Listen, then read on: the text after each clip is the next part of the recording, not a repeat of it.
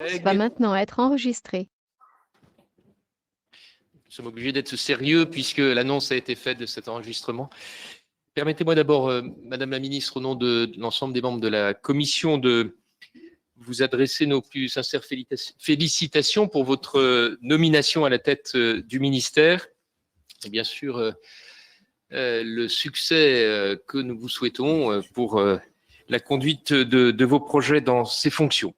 Et puis, permettez-moi aussi de vous remercier puisque vous avez fait le choix de commencer les auditions au Parlement en commençant par notre commission, en souhaitant d'abord être entendu par le Sénat. Nous sommes évidemment très sensibles à votre choix.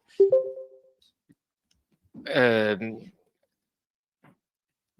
tiens à vous rappeler aussi, mais vous le savez, parce que dans vos précédentes fonctions, vous suiviez le travail de notre commission, que par le passé, et singulièrement dans le précédent quinquennat, nous avons toujours travaillé de manière constructive avec vos prédécesseurs, qui nous a permis d'aboutir le plus souvent possible sur des textes communs, en tout cas d'avoir un travail sérieux et un dialogue franc et sincère avec vos prédécesseurs. Je ne doute pas que ce sera la même chose avec vous. Le compromis est dans la culture du Sénat. Nous formons le vœu que nous pourrons continuer dans cette voie en votre compagnie, puisque en plus, si nous avons suivi l'actualité, c'est une perspective qui est celle des parlementaires dans les mois à venir. Nous avons l'habitude dans cette enceinte et singulièrement dans cette commission d'être dans cet état d'esprit. Les sujets sur lesquels vous allez devoir vous pencher ne manquent pas. Vos précédentes fonctions vous y ont parfaitement préparé. Vous savez l'intérêt que notre commission et que chacun des membres y porte aux questions qui entrent dans le périmètre d'action de vos ministères. Concernant je ne vais pas tous les citer, mais quelques-uns, et puis bien sûr, chacun de mes collègues aura l'occasion dans quelques minutes de revenir sur ces différents aspects. Concernant le secteur de l'audiovisuel, tout d'abord, nous avons regretté l'abandon en mars 2020 du projet de loi Riester et l'impossibilité qu'il y a eu au cours du précédent quinquennat à conduire la réforme de la contribution à l'audiovisuel public. Notre commission était prête à faire aboutir ces deux chantiers. Le contexte a sensiblement changé depuis lors. C'est pourquoi notre commission a adopté au début du mois les conclusions d'un rapport réalisé conjointement avec la commission des finances, portant à la fois sur le financement et l'organisation du service public de l'audiovisuel. Nos rapporteurs, Roger Carucci pour la commission des finances et Jean-Raymond Hugonet pour la commission de la culture, ont estimé que le temps était venu de regrouper les forces de notre service public, comme l'ont fait tous les pays européens. Ils ont également souligné que la suppression de la CAP serait une décision lourde de conséquences si cette décision était prise pour les entreprises concernées. Je tiens à rappeler que notre commission a toujours défendu l'existence d'un financement autonome et pérenne pour le service public et que nous sommes nombreux à être opposés à la budgétisation aujourd'hui envisagée. Dans les questions auxquelles que je voudrais formuler dans ce propos préliminaire, je voudrais évidemment commencer par vous demander si le gouvernement a toujours l'intention de supprimer la contribution à l'audiovisuel public et à l'inscrire dans le prochain texte sur le pouvoir d'achat sur lequel nous aurons à travailler dans quelques semaines. Les défis qui vous attendent dans les industries culturelles sont également nombreux. Le monde de la presse est fragilisé, comme d'autres secteurs, par la hausse des coûts. Je pense en particulier au prix du papier, qui grève très lourdement les comptes des éditeurs. Le rapporteur pour avis des crédits de la presse, Michel Laugier, nous présentera prochainement ses conclusions sur une mission sur la presse quotidienne régionale qui souffre plus spécifiquement de cette situation. Au-delà, c'est un chantier de longue haleine. Il faut poursuivre l'adaptation de notre exception culturelle au monde issu du numérique. Des étapes importantes ont déjà été franchies. Je pense à la transposition des directives SMA et des droits d'auteur qui assurent un financement de la création française par les plateformes et un meilleur respect des droits des artistes. Mais beaucoup reste à faire, comme la question de la baisse de fréquentation des cinémas qui constitue un réel sujet d'inquiétude pour la filière, comme nous avons pu le mesurer notamment au Festival de Cannes. Le modèle de la création artistique et culturelle a été considérablement affecté par la crise sanitaire Les lieux culturels ont tenu bon grâce à la politique de soutien massif de la part de l'État pendant cette période. Mais les inquiétudes, évidemment, demeurent nombreuses et les attentes vis-à-vis de votre ministère sont importantes pour accompagner la transition en cours. Notre commission estime qu'une meilleure collaboration entre l'État et les collectivités territoriales pourrait bénéficier aux acteurs de la création et faciliter l'accès à la culture partout sur le territoire. Le secteur du patrimoine fait lui aussi face à des défis de poids. Sans revenir sur les enjeux budgétaires, se pose la question de la protection du patrimoine dans le contexte de la transition écologique. L'articulation entre ces deux enjeux doit être retravaillée, car ils ne se posent pas l'un par rapport à l'autre, mais bien au contraire se complètent. Le modèle économique des musées est également fragilisé. Ces établissements sont confrontés à des questionnements éthiques de plus en plus nombreux, sur lesquels vous connaissez les travaux réalisés par nos collègues Catherine Morin-Desailly, Max Brisson et Pierre Ouzoulias. Enfin, je voudrais rajouter un sujet sur lequel notre commission a toujours été très attentive dès la création du Centre national de la musique, c'est la question de son financement. Le CNM a fait preuve de son efficacité dans la période complexe du Covid, mais la question du financement demeure pleine et entière et nous aurons certainement l'occasion d'en reparler lors de la prochaine loi de finances. Vous voyez, les sujets ne manquent pas et c'est pour ça que nous souhaitions avoir cet échange avec vous et je ne doute pas encore une fois que mes collègues auront d'autres questions plus précises que celles que j'ai pu vous formuler dans quelques instants, mais avant de leur céder la parole, je vais vous céder la parole pour un propos liminaire de 10 à 15 minutes en vous remerciant encore une fois d'avoir commencé cet échange avec les parlementaires par notre commission. Merci beaucoup, Monsieur le Président, cher Laurent Lafont. C'est moi qui vous remercie de cette invitation. Mesdames les sénatrices, messieurs les sénateurs, je suis vraiment honorée d'être ici parmi vous. Je crois en effet que je suis l'un des premiers membres du gouvernement aussi à me rendre devant le Parlement. Je suis assez impatiente des échanges que nous allons avoir aujourd'hui et pour les semaines et les mois et les années à venir. Vous avez mentionné mes précédentes fonctions, cher Président. En effet, pendant 2 ans et demi, j'étais à l'Élysée comme conseillère culture auprès du Président de la République, ce qui m'a permis d'observer de près vos débats, vos échanges, de lire vos rapports, d'écouter vos auditions. Donc, ça m'a permis de connaître et de bien ressentir la qualité, la solidité, la finesse de vos travaux, de vos réflexions. Je connais aussi, je crois, grâce à tout ce travail d'observation, la force de vos engagements et de vos convictions. Et vous l'avez dit, pour cette cause de la culture, vous avez su prouver, s'il fallait le prouver, que quelles que soient vos sensibilités politiques initiales, pour la culture, vous avez porté des enjeux communs, des consensus, des textes communs. Je pense notamment au livre et à la lecture, parce que la lecture a été affirmée grande cause nationale par le Président de la République, mais c'était aussi la grande cause du Sénat, grâce au travail notamment remarquable de Laure Darcos et de Sylvie Robert, avec 2 propositions de loi importantes qui étaient très attendues sur les bibliothèques et sur l'économie du livre. Donc voilà, preuve en est, s'il le faut, que sur ces enjeux, un consensus est possible. Donc ça me donne beaucoup d'espoir par rapport à la situation politique inédite dans laquelle nous entrons.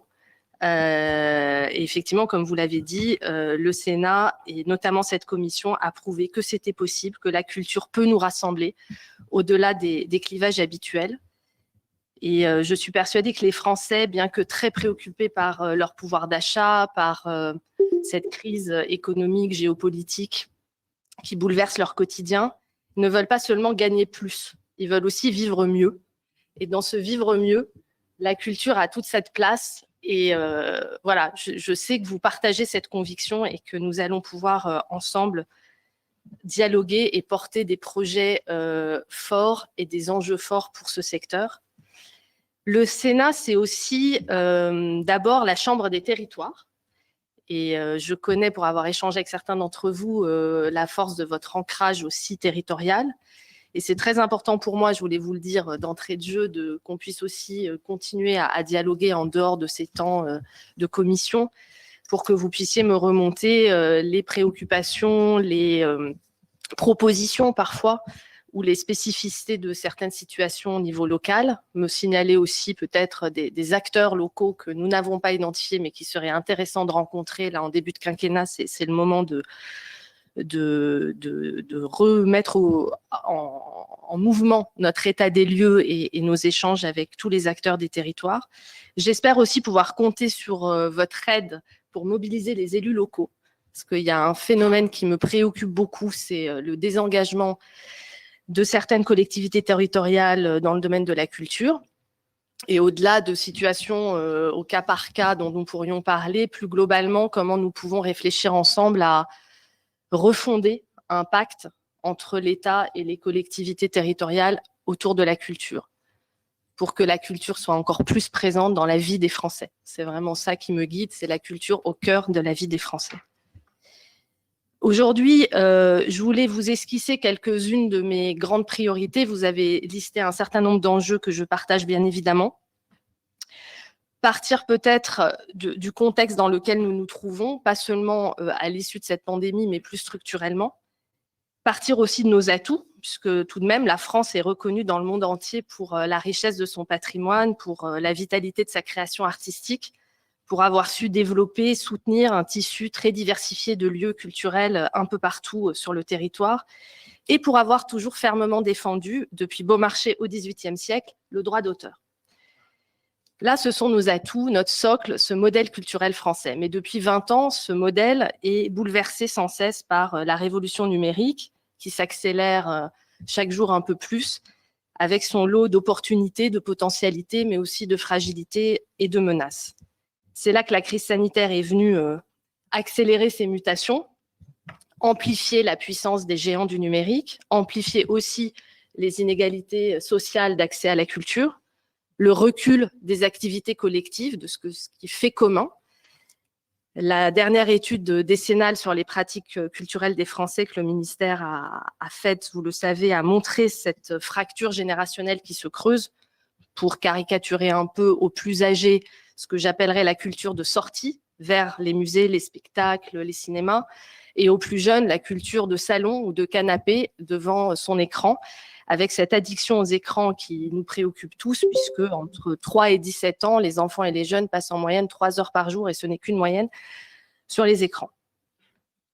Nous avons du coup face à nous un certain nombre de défis. Premièrement, que vont devenir nos salles de cinéma, nos librairies, nos théâtres, nos musées, nos opéras, nos auditoriums dans 20 ans? Quel public vont les fréquenter? C'est pourquoi, après la première étape du Pass Culture, et après le plan 100% EAC qui a été déployé lors du premier quinquennat du président Emmanuel Macron, nous avons là un défi encore d'actualité qui est celui de déployer encore plus fort l'éducation artistique et culturelle dès le plus jeune âge, sans oublier la petite enfance. Je pense que là aussi, nous avons à faire plus pour les tout petits, les 0-3 ans. Déployer l'éducation artistique à l'école et hors temps scolaire, et étendre le Pass Culture au collège, qui est un engagement fort du président de la République. Nous l'avons déjà fait là depuis quelques mois à partir de la quatrième, troisième, seconde, première, terminale, pour des pratiques collectives au collège et des pratiques mixtes, collectives et individuelles à partir du lycée. Nous allons, à partir de septembre 2023, je l'espère, main dans la main avec l'Éducation nationale, étendre le Pass Culture pour son volet collectif en mobilisant les enseignants à partir de la 6e, pour construire comme ça cette jonction entre notre politique d'éducation artistique et le Pass Culture, un peu comme la conduite accompagnée avant le permis. L'enjeu aussi, il est pour moi la formation à l'éducation artistique. Ça sera la mission de cet institut qui a ouvert à Guingamp, mais que nous allons inaugurer proprement à la rentrée et déployer plus fortement à la rentrée, l'Institut national supérieur de l'éducation artistique et culturelle, l'INSEAC, qui va être l'épicentre de la formation pour les enseignants, pour les médiateurs culturels, pour les artistes aussi, qui sont intéressés par ces enjeux de transmission. Notre deuxième défi, c'est ce que j'appelle la souveraineté culturelle. Comment affirmer la place de la France, la voix de la France, notre création, notre langue, dans cet océan numérique, cette jungle même, on pourrait dire, du numérique. Comment adapter nos régulations? Vous l'avez mentionné, cher Laurent Lafont, pour préserver notre diversité culturelle, notre diversité linguistique, amplifier nos industries culturelles et créatives. Nous avons pour ça un formidable levier qui est le plan d'investissement France 2030. On pourra y revenir si vous le souhaitez. Continuer à soutenir nos créateurs dans le monde physique aussi, et ça, ce sera l'acte 2 de la commande appelée Monde Nouveau.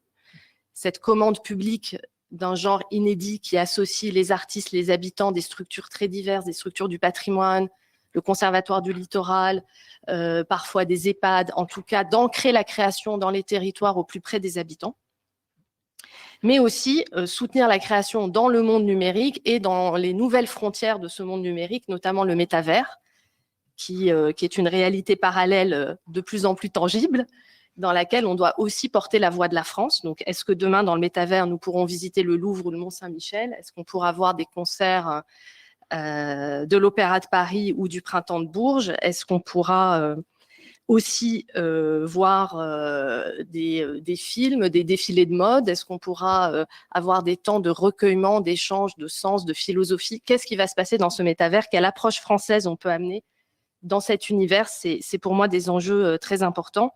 Sans oublier ces enjeux de droit et de rémunération des artistes et des créateurs, ainsi que les droits voisins dans le monde du numérique que nous continuerons à défendre. Le troisième chantier pour moi, c'est le patrimoine. Vous l'avez dit, c'est un enjeu civilisationnel, parce que nous avons plus de 45 000 monuments historiques en France, sans compter les monuments et le patrimoine qui n'est pas classé, mais qui a son importance au niveau local, ce patrimoine de proximité auquel les Français sont très attachés. Au-delà de la poursuite du loto du patrimoine et de la mission Bern, je sais que vous avez auditionné Stéphane Bern, notre énergique Stéphane Bern ce matin. Nous allons poursuivre évidemment cette ambition. Je pourrais revenir aussi, si vous avez des questions, sur le soutien du ministère de la Culture à tous ces chantiers de restauration du patrimoine. Moi, je voudrais ajouter un plan dédié au métier d'art, au métier du patrimoine, pour susciter des vocations chez notre jeunesse, pour perpétuer ces savoir-faire, pour aussi les ancrer dans le monde de demain en les liant aux nouvelles technologies et en voyant sur quel savoir-faire les nouvelles innovations, les technologies expérimentées peuvent aider à perpétuer ces savoir-faire. Structurer aussi une politique de commande sur les métiers d'art pour créer de l'emploi et créer des nouveaux projets. Donc, on a beaucoup à faire sur les métiers du patrimoine. Et vous l'avez mentionné, l'enjeu de la transition écologique, comment bien articuler, je suis complètement d'accord, les enjeux de sauvegarde du patrimoine et les enjeux de transition énergétique, transition écologique, on pourra y revenir. Quatrième chantier, défi, c'est l'information et la démocratie. Je lis ces deux mots parce qu'ils sont intrinsèquement liés. Je crois que nous avons là face à nous une guerre de l'information, une guerre internationale comme interne entre les réseaux sociaux, les bulles informationnelles complotistes, les mauvaises informations, les manipulations d'informations et les ingérences étrangères, le tout cumulé. Ce sont de réelles menaces pour notre démocratie. Comment nous allons pouvoir éclairer nos citoyens, informer nos citoyens à l'avenir, quel rôle l'audiovisuel public peut jouer pour renforcer encore plus la fiabilité de l'information, la vérification de l'information, le pluralisme aussi de l'information. Ces enjeux d'impartialité vont se poser de plus en plus. Comment également éduquer à l'information et au décryptage des médias et de l'information, donc avec l'éducation nationale.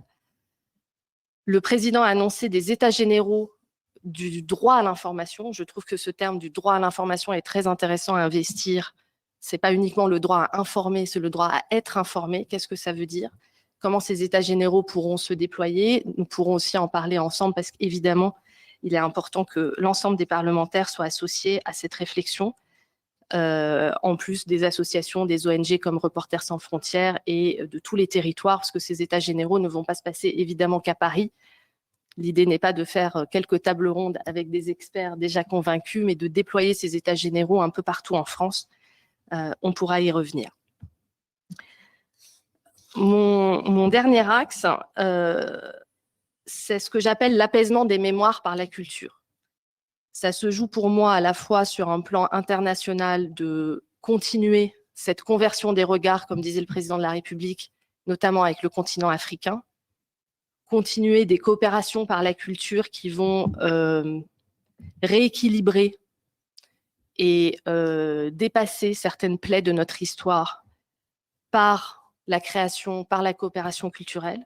Mais ça se joue aussi en France pour penser certaines plaies et associer les artistes, les intellectuels, les créateurs pour développer des projets qui vont être vecteurs de cohésion nationale.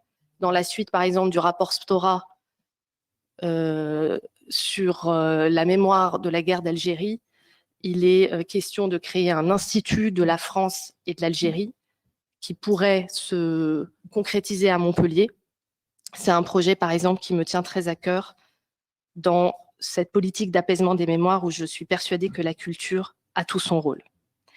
Je ne veux pas être beaucoup plus longue, mais certains d'entre vous connaissent mon goût pour la poésie. Et je me suis dit que ce n'était pas souvent dans les salles de commission du Sénat qu'on entendait des poèmes. Donc, vous me permettrez cette petite fantaisie de terminer par un poème de Jean-Pierre Siméon, un auteur contemporain et fondateur du Printemps des poètes, puisque j'ai commencé par parler aussi de la lecture et de l'importance de la lecture. Alors, lisons aussi au Sénat. Et vous entendrez de vous-même les sous-entendus de ce poème que je veux vous passer. Oui, je sais que la réalité a des dents pour mordre, que s'il gèle, il fait froid, et que 1 et 1 font 2. Je sais qu'une main levée n'arrête pas le vent, et qu'on ne désarme pas d'un sourire l'homme de guerre. Mais je continuerai à croire à tout ce que j'ai aimé, à chérir l'impossible, buvant à la coupe du poème une lumière sans preuve. Car il faut être très jeune, avoir choisi un songe et s'y tenir, comme à sa fleur tient la tige contre toute raison. Voilà, donc nous tiendrons à la culture comme une fleur tient la tige contre toute raison. Merci à vous. Merci, Madame la Ministre. Je ne doute pas que mes collègues auront aussi des citations ou des vers à partager. En tout cas, vous nous avez lancé un défi et je pense que certains vont le relever. Voilà, alors comme nous en avons convenu dans l'organisation des prises de parole, nous allons faire un représentant par groupe dans un premier temps. Madame la ministre répondra à cette série de questions. Et puis après, bien sûr, toutes les sénatrices et sénateurs qui n'ont pas pris la parole pourront le faire dans un second temps, qu'ils soient présents, bien sûr, ici dans cette salle ou aussi qu'ils soient derrière leurs écrans, bien entendu. Alors, on va commencer par le groupe républicain avec Laure Darcos. Merci beaucoup, Monsieur le Président. Merci, Madame la Ministre. Et en effet, nous sommes ravis de vous accueillir ce matin. Et en effet, vous êtes notre première ministre au sein de cette commission. Enfin, il y en a eu une autre, mais dans un autre cadre plus footballistique, on va dire. On va parler de nos sujets. Je vous remercie déjà pour votre introduction. Je vais bien évidemment laisser mon collègue Jean-Raymond parler de l'audiovisuel, mes autres amis de la presse, d'autres sujets. Moi, je voulais vous poser 2-3 questions un peu plus précises. Revenir sur ce que vous avez dit sur l'éducation artistique et culturelle. Et bien évidemment, nous partageons tous le fait qu'il faut que cette EAC puisse être entrepris dès le plus jeune âge, dès la maternelle jusqu'au lycée. Étant dans un conseil d'administration de collège, je vois déjà ce qui a été fait et je pense qu'en effet, ça sera bien de pouvoir intensifier déjà ce qui est mutualisé en termes de passe culture. Mais sans parler de passe culture, quel serait le rôle de la rue de Valois? Pourquoi? Parce que je connais aussi bien le système de l'éducation nationale, que c'est souvent malheureusement préempté par les rectorats. Il me paraît justifié qu'il y ait un vrai référent culture, que la rue de Valois puisse véritablement, j'ai un problème avec mon écho, pardon, un vrai rôle pesant sur les choix qui seront faits dans les établissements. Donc, est-ce que vous pouvez nous en dire un petit mot sur le secteur du livre? Je vous remercie infiniment pour ce que vous avez dit nous concernant avec Sylvie. D'ailleurs, vous avez vu, on continue à toujours l'une à côté de l'autre et ça va continuer. Je voulais en effet vous poser une ou deux questions. Nous nous soucions des relations auteur-éditeur et on sait que vous avez, votre prédécesseur, juste avant de partir, avait renouvelé une mission auprès de Pierre Sirinelli concernant le sujet le plus épineux de la rémunération des auteurs. Je voulais savoir où vous en étiez. Je sais que l'accord a failli être signé entre les deux parties au moment des élections présidentielles. Est-ce que vous pouvez nous en dire un petit mot, en sachant qu'on a à cœur, nous, de garder une véritable équité entre les acteurs et que les demandes sont plus fortes d'un côté comme de l'autre. Voilà. Mais je voulais savoir où vous en étiez. Et puis, à titre plus personnel, vous avez dû voir la recommandation de l'ARCEP concernant mes frais de port. Comme vous le savez, ça a été unanimement approuvé ici. J'ai eu le soutien qui m'a beaucoup touché de tous mes collègues, mais également du président de la République, et vous étiez présente, à Nevers, sur une véritable équité des frais de port. Et là, l'ARCEP revient exactement au modèle d'Amazon. C'est-à-dire qu'après 25 € de panier, de commande, on revient à 1 centime d'euro. Le seul qui est capable de le faire, c'est Amazon. Donc, je sais que ça n'est qu'une recommandation. Vous ne serez pas obligé de le retenir, mais bien évidemment, je crois que le Parlement et nous tous ici serons extrêmement vigilants sur ce sujet parce que pour avoir plusieurs fois dialogué avec l'ARCEP, et je sais qu'ils ont eu beaucoup de contributions de libraires, ils vous le rediront dimanche à Angers, mais également d'éditeurs. C'est un sujet vraiment qui nous a tous blessés parce que tout ça pour ça. Et dernière chose, concernant le décret son, je pensais peut-être que ma collègue va en parler, donc si c'est le cas, Sylvie, tu me le dis et je te laisse en parler. Non, mais c'est sûr? Bon. Parce que toutes les deux sur le spectacle vivant, on est très là-dessus extrêmement sensible à ce sujet. Vous savez que ce décret pose de vrais problèmes pour les festivals et notamment ceux de cet été. Pour mes collègues qui ne connaîtraient moins le sujet, c'est un problème de périmètre de musique en fait, et de périmètre phonique pour permettre des petits festivals, même dans des territoires de, comment dire, avec population, enfin voilà, donc c'est un peu compliqué. Et donc je sais que là-dessus, le secteur vous attend énormément. Voilà, la première salle de questions. Alors après, pour le groupe des élus socialistes, je crois que c'est David Assouline.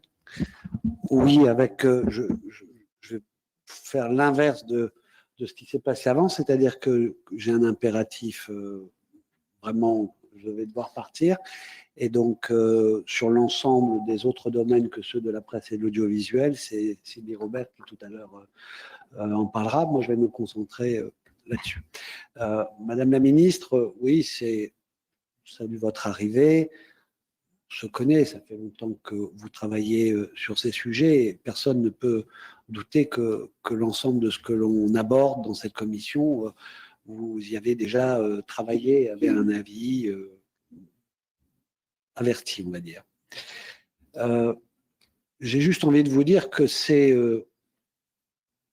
quand même pas très gentil de la part du président de la République de faire que vous soyez la ministre qui va devoir assumer, porter une rupture parce que depuis le 31 mai 1933, donc c'est quelque chose qui a 8 décennies d'histoire, pour financer l'audiovisuel public, vous allez devoir porter le fait qu'on arrête avec ce type de financement. Je sais bien que vous savez que ce n'est pas un débat de pouvoir d'achat. Et ça a été présenté comme ça, et c'est un premier mauvais coup pour la culture et pour ce que nous défendons depuis longtemps tous ensemble.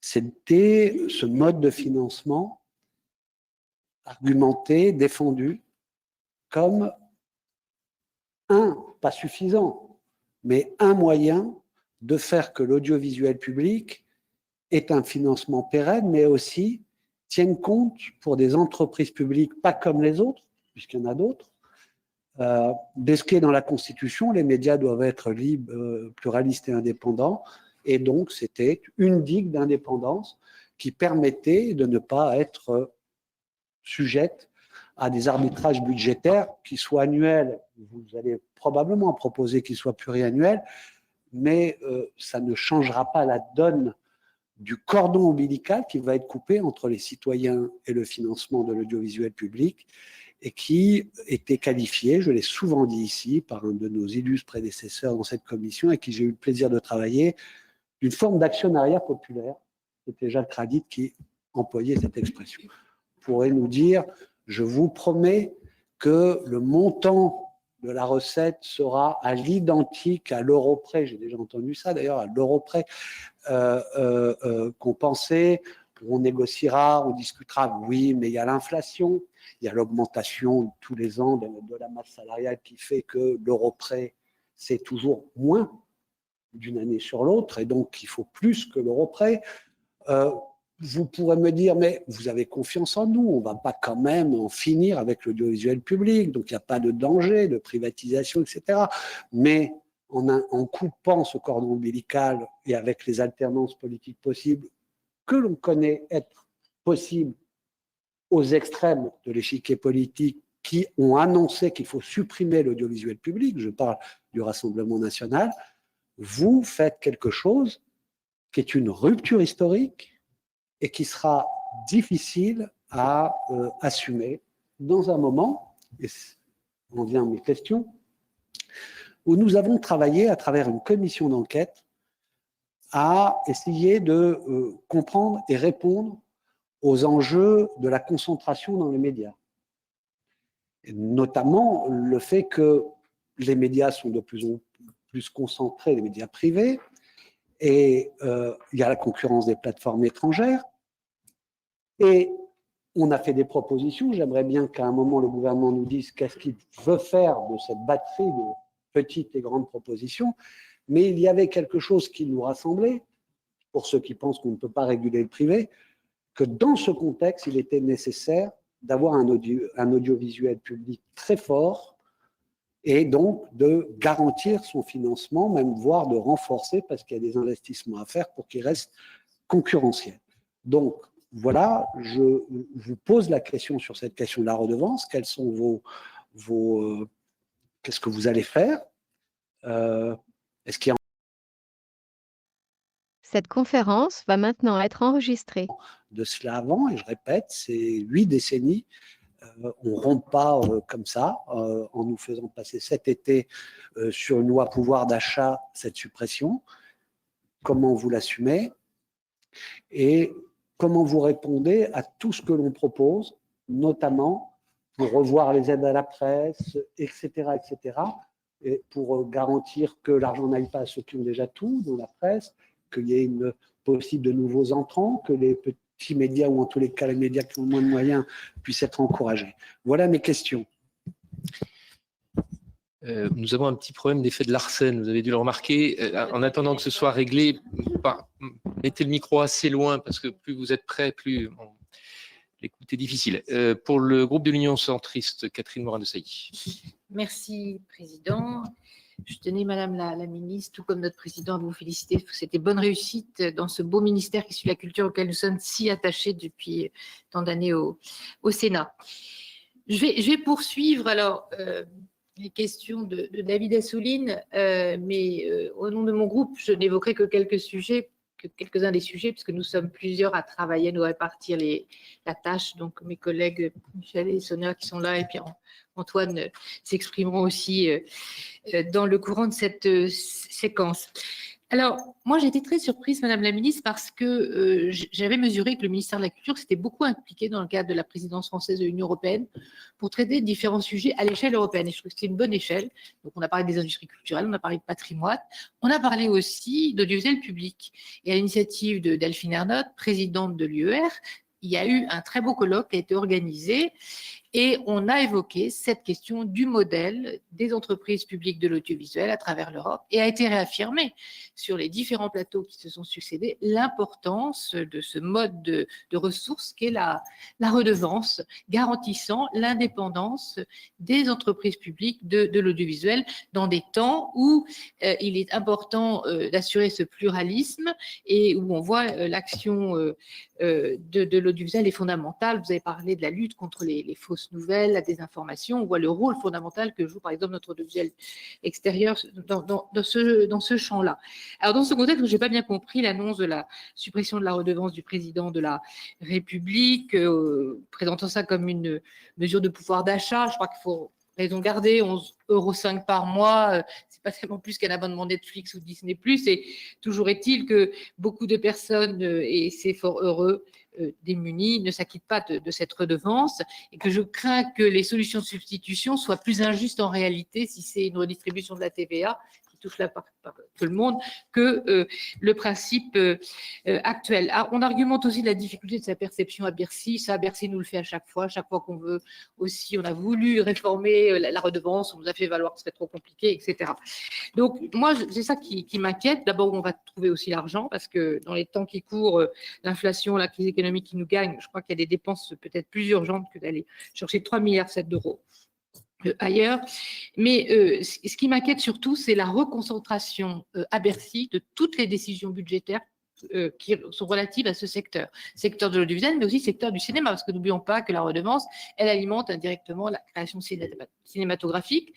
Vous l'avez dit vous-même, Madame la Ministre, les salles, la fréquentation des salles, la difficulté, donc des ressources qui ne vont plus au CNC pour l'instant, la reconcentration des taxes affectées au CNC, d'habitude perçues par le CNC, qui sont reconcentrées à Bercy. Donc tout va dépendre de Bercy et du ministère de la Finance, comment le ministère de la Culture va faire face à l'omnipotence de Bercy pour le financement de tout ce secteur et les décisions qui y sont afférentes. Voilà. Donc vous l'aurez compris, le président a parlé de l'abandon de la réforme. Nous le regrettons parce que c'était l'occasion de parler du modèle économique de nos entreprises publiques de l'audiovisuel.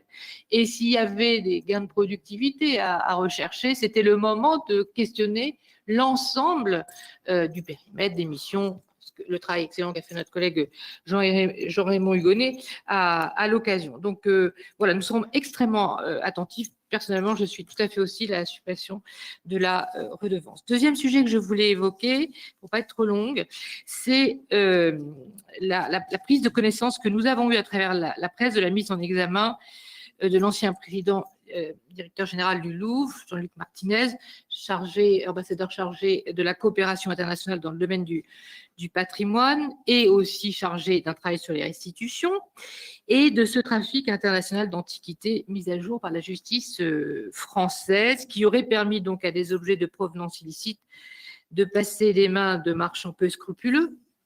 On le sait, les conflits dans les pays concernés ont engendré malheureusement de nombreuses malversations. Donc, passer des mains de ces personnes au coursif des plus grands musées du monde. Alors, on voit que c'est aussi l'agence France Muséum, avec son conseil scientifique, qui est dans le viseur, qui est mise en cause, tout comme d'ailleurs les maisons de vente volontaires, la maison Berger. Alors, bien sûr, nous laissons la justice faire son travail, mais au sein de cette commission, nous avons beaucoup travaillé avec Pierre Ouzoulias et Max Brisson sur la question de la circulation des œuvres, des restitutions. On a eu une mission d'information extrêmement précise sur le sujet. Nous sommes émus de voir à quel point cette affaire retentit sur la réputation, la notoriété du monde de la conservation et de nos institutions françaises, et également des conséquences diplomatiques qu'elle peut avoir. Il se trouve que j'étais il y a 3 semaines au Caire, je vous l'avais dit, Madame la Ministre, et j'ai eu l'occasion d'un entretien avec le ministre du Tourisme et des Antiquités. Et je veux lui féliciter lors de notre entretien des excellentes coopérations entre la France et l'Égypte, à l'occasion notamment des célébrations du bicentenaire, du déchiffrement des hiéroglyphes par Champollion. Et il a pris là aussitôt un air extrêmement sévère, et pendant un quart d'heure, il m'a asséné un discours en me disant à quel point il était l'objet d'une pression très importante des membres du gouvernement et de toute une série de personnalités en Égypte pour rompre les relations avec la France sur les 35 coopérations archéologiques que nous avons, tant que l'affaire des antiquités égyptiennes, qui sont concernés par ce trafic international mis à jour ne seraient pas résolus. Alors, je me suis permis de dire que vous aviez engagé toute une enquête, une étude, que la justice faisait son travail, que nous-mêmes au Parlement, sous bien sûr la responsabilité de notre président de commission, nous réfléchissons à mener un travail, mais il n'en demeure pas moins que tout ça est fort gênant, en tout cas nous oblige à clarifier cette question, ce sujet, et peut-être à organiser réparation si besoin est. En tout cas, s'assurer de la probité et de l'indépendance des avis qui sont rendus par les fonctionnaires au gouvernement étranger quand ils vendent des œuvres d'art. Et là, je pense à tout ce qui était bien sûr vendu aux Émiratis dans le cadre du Louvre à Abu Dhabi. Alors ça renvoie à la question plus générale, dans le cadre de des travaux que nous menons, des moyens dévolus aux institutions muséales pour gérer toutes ces questions, la question de la formation, la question des provenances. Cela revient aussi à comment on évalue et contrôle nos agences auxquelles le ministère de la Culture délègue ses missions. Et bien sûr, cela renvoie aussi à la question, dans le cadre de la proposition de loi que nous avions déposée avec mes collègues, de l'expertise et de l'autonomie d'une expertise portant sur la circulation, le retour de biens culturels et bien sûr l'observation de tout ce secteur. Alors, bien entendu, ce sujet est très vaste et très important, mais nous voulons vous interroger où en sont les travaux actuels, que peut-on en attendre, dans quel délai et comment envisagez-vous par la suite l'évaluation du ministère. Voilà, je vous remercie. Merci. Pour le groupe RDPI, Julien Bargeton. Merci, Monsieur le Président. Merci, Madame la Ministre, pour votre présentation et puis surtout de l'avoir présentée en grands enjeux et en grands chantiers. Je trouve que c'est extrêmement éclairant et notamment d'avoir insisté sur l'impact du numérique de façon transversale sur tous les secteurs, parce que on sait bien que beaucoup de secteurs de la culture sont concernés par la transformation et la transition numérique en cours. J'aurais deux questions. La première concerne les industries culturelles et créatives. Comment comptez-vous renforcer ce secteur qui est important à la fois d'un point de vue économique et d'un point de vue culturel? Avez-vous une feuille de route en matière d'industrie culturelle et créative? Vous le savez bien que les attentes, notamment du côté de la musique, sont extrêmement fortes sur ce secteur. Vous avez pu le constater. Et puis, un deuxième sujet qui est le Pass Culture, cet outil qui était parfois décrié au début, a atteint les 2 millions d'utilisateurs dimanche dernier. Et vous avez parlé de l'éducation artistique. Comment envisagez-vous la suite à partir du moment où on voit qu'à peu près un tiers des utilisateurs ont reconnu ont déclaré qu'ils s'en sont servis pour acheter des livres et que auparavant ils n'achetaient jamais de livres. Donc, il semble que le Pass Culture soit bien un moyen pour lever les freins à l'autocensure. Mais comment peut-on prolonger et amplifier cette dimension du Pass Culture pour atteindre l'objectif qui reste prioritaire, qui est bien sûr la démocratisation culturelle, c'est-à-dire l'accès de toutes et tous à la culture. Merci beaucoup. Pour le groupe CRCE, Pierre Ouzoulias. Merci, Monsieur le Président. Bienvenue, Madame la Ministre. C'est un grand plaisir de vous recevoir. Bon, on est deux à vous parler, il y a Monsieur Larsen aussi. J'aimerais saluer votre parcours qui joint les deux rives de la Méditerranée, et pour moi, c'est deux rives de la même civilisation. Et ce parcours, il vous honore, mais il honore aussi la République. Donc, permettez-moi de vous le dire dans une autre langue, allez-moi Sarlène. Je voudrais reprendre le propos de ma collègue Catherine Morin de Sailly en portant mon intervention sur le problème des collections, dont on voit qu'il devient central au sein du ministère de la Culture. C'est à la fois les collections muséales, patrimoniales, c'est les œuvres spoliées, c'est les objets archéologiques, c'est les restes humains, c'est le patrimoine immobilier, c'est le patrimoine non classé, c'est les édifices religieux et j'ajoute à tout ça les archives, dont nous regrettons ici de façon unanime que le Parlement ait détricoté la loi de 1978, qui était une loi fondamentale, parce qu'elle inscrivait l'archive dans le domaine patrimonial. Et par rapport aux propos que vous nous avez dit sur la mémoire, c'est très mal commencé le travail de mémoire que de réduire l'accès aux archives. Donc, il y a au sein de votre ministère un travail de fond à faire sur les collections, sur toutes les collections. Et c'est l'ancien conservateur du patrimoine qui vous le dit. Je crois qu'il faut envoyer un message très fort à tout le monde de la conservation en leur disant qu'aujourd'hui, c'est l'objectif prioritaire de votre ministère, que faire ce travail de fond qui a sans doute été un peu délaissé au profit d'autres missions de médiation, de communication, mais qui perdent complètement leur sens si la base du travail scientifique n'est plus réalisée.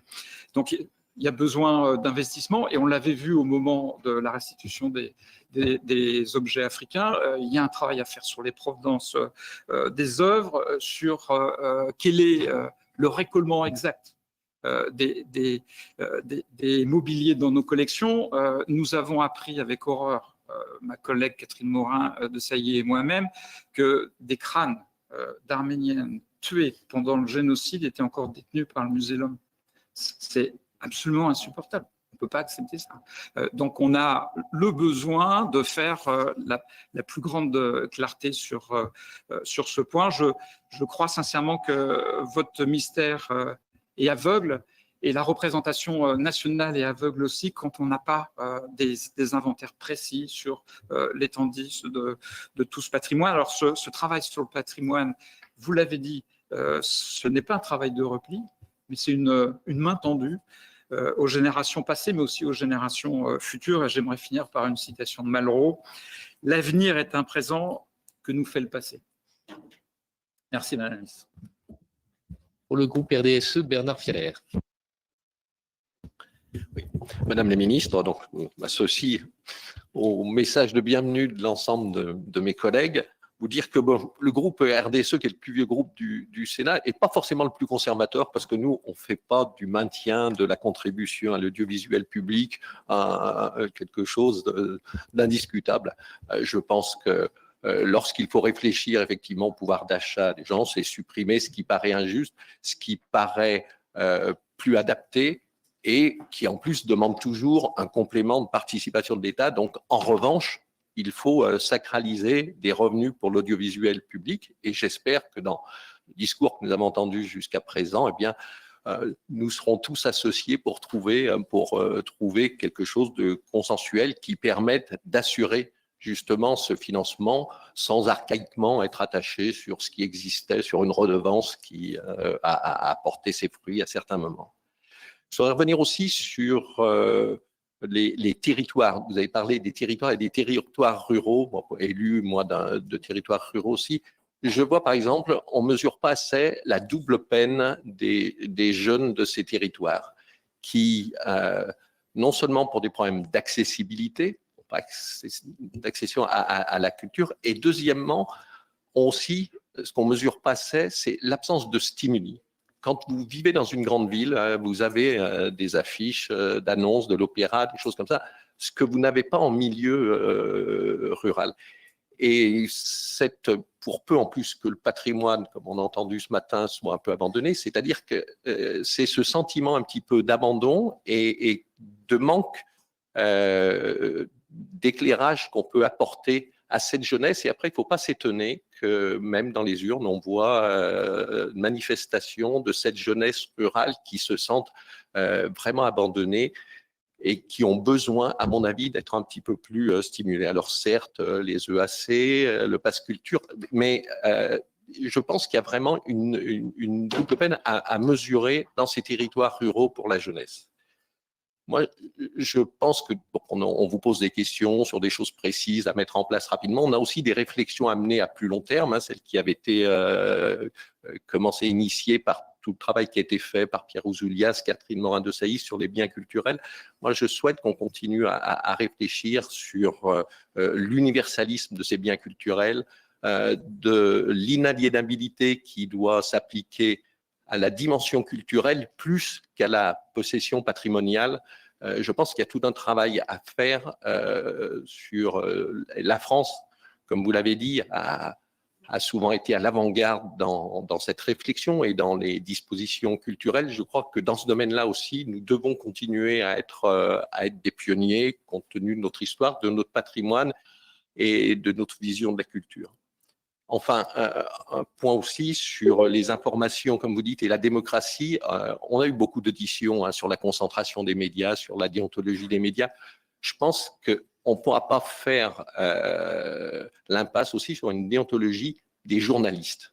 Il faut quand même, on a constamment, on parle de l'éducation, on parle de la responsabilité des médias. Il y a aussi, il faut savoir qu'il y a une profession qui évolue. Et moi, je souhaite qu'on puisse vraiment s'interroger encore sur une déontologie des journalistes, savoir d'ailleurs comment on peut acquérir une carte de presse, quel est le temps qu'il faut y consacrer, parce qu'on voit bien quand même que l'ensemble de nos concitoyens ont quand même du mal maintenant avec cette multiplication des médias de savoir qui s'adresse à eux. Est-ce que c'est une information portée par un journaliste qui respecte une certaine règle de déontologie ou si c'est simplement un témoin, une information. Et ça, il faut qu'on puisse y voir un peu plus clair.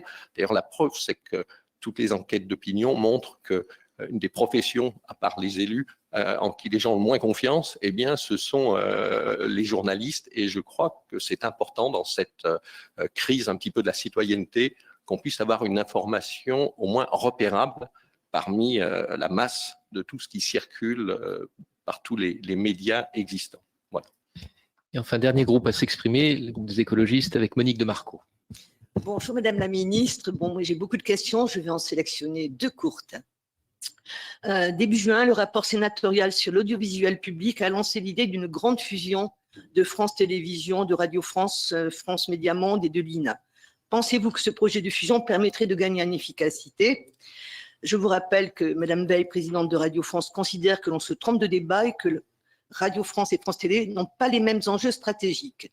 De plus, il me semble que ces organismes sont déjà très pressurisés depuis plusieurs années.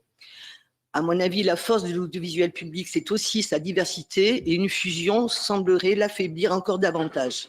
Lors de votre entretien avec Le Parisien, vous avez indiqué que le débat doit avoir lieu, ce qui signifie que vous n'êtes pas hostile. Pouvez-vous nous préciser un petit peu vos pensées? Deuxième question, je reprends la question de David Assouline sur la suppression de la redevance audiovisuelle publique. Madame la Ministre, pouvez-vous nous détailler vos propositions pour garantir le maintien du budget de l'audiovisuel public ainsi que l'indépendance de celui-ci? J'aimerais également savoir pourquoi vous privilégiez la solution de la suppression sèche de la contribution à l'audiovisuel public plutôt que d'adapter celle-ci comme l'ont préconisé les précédents rapports parlementaires sur ce sujet. Je vous remercie. Voilà, Madame la Ministre, je vais vous inviter à répondre à cette première série de questions. Et puis bien sûr, mes collègues qui n'ont pas pu s'exprimer dans cette première série le feront dans un deuxième temps. À quelle heure devez-vous partir, Monsieur Assouline? Est-ce que je commence par l'audiovisuel? D'accord. Non, mais je vais peut-être commencer. C'est là où nous verrons si M. Assouline a une vraie contrainte. Je le sens trépigner sur sa chaise.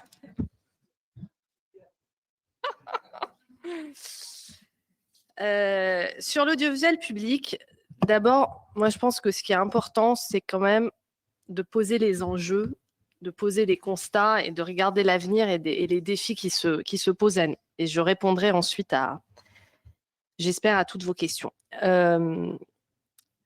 Par rapport aussi à ce que je disais au début sur l'enjeu de notre jeunesse qui s'éloigne de nos vecteurs traditionnels de la culture. Si on regarde pour la télévision et la radio, les 4-14 ans regardent de moins en moins la télévision. On a perdu 20% là juste en 2 ans et c'est en chute libre depuis 10 ans. Si on regarde la radio, on a en 10 ans perdu 20 points d'audience sur les moins de 25 ans. Donc, on a un premier enjeu qui est l'information de cette jeunesse, son accès à la culture aussi par l'audiovisuel, quand elle regarde de moins en moins la télévision, on va dire linéaire, et de plus en plus Facebook, YouTube, TikTok, etc. Ensuite, on a un paysage audiovisuel, vous l'avez dit, qui évolue énormément. peut-être potentiellement, ça c'est pas à l'État de se positionner, une fusion TF1-M6, une hégémonie des plateformes de plus en plus importante. Quelle place l'audiovisuel public peut avoir et comment est-ce qu'ils peuvent grouper leurs forces entre les différentes entreprises de l'audiovisuel public pour être forts aussi sur le numérique dans un monde de plus en plus concurrentiel sur le numérique. Vous avez mentionné les budgets. Pour moi, c'est dans un second temps, une fois qu'on a posé ces grands principes, ces grandes missions, que se discutent à la fois les trajectoires financières et puis les gouvernances internes pour l'audiovisuel public. Un autre enjeu qui me semble très important, c'est celui de la proximité, de la vie locale. Vous avez parlé de cette défiance des citoyens, notamment des jeunes vis-à-vis des médias et cette perte de repère entre ce qui est une information et ce qui ne l'est pas.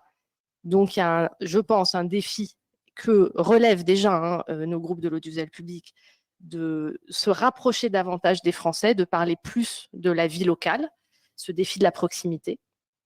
Et puis, l'audiovisuel public, c'est également un levier important pour soutenir la création, pour soutenir le cinéma, vous l'avez dit.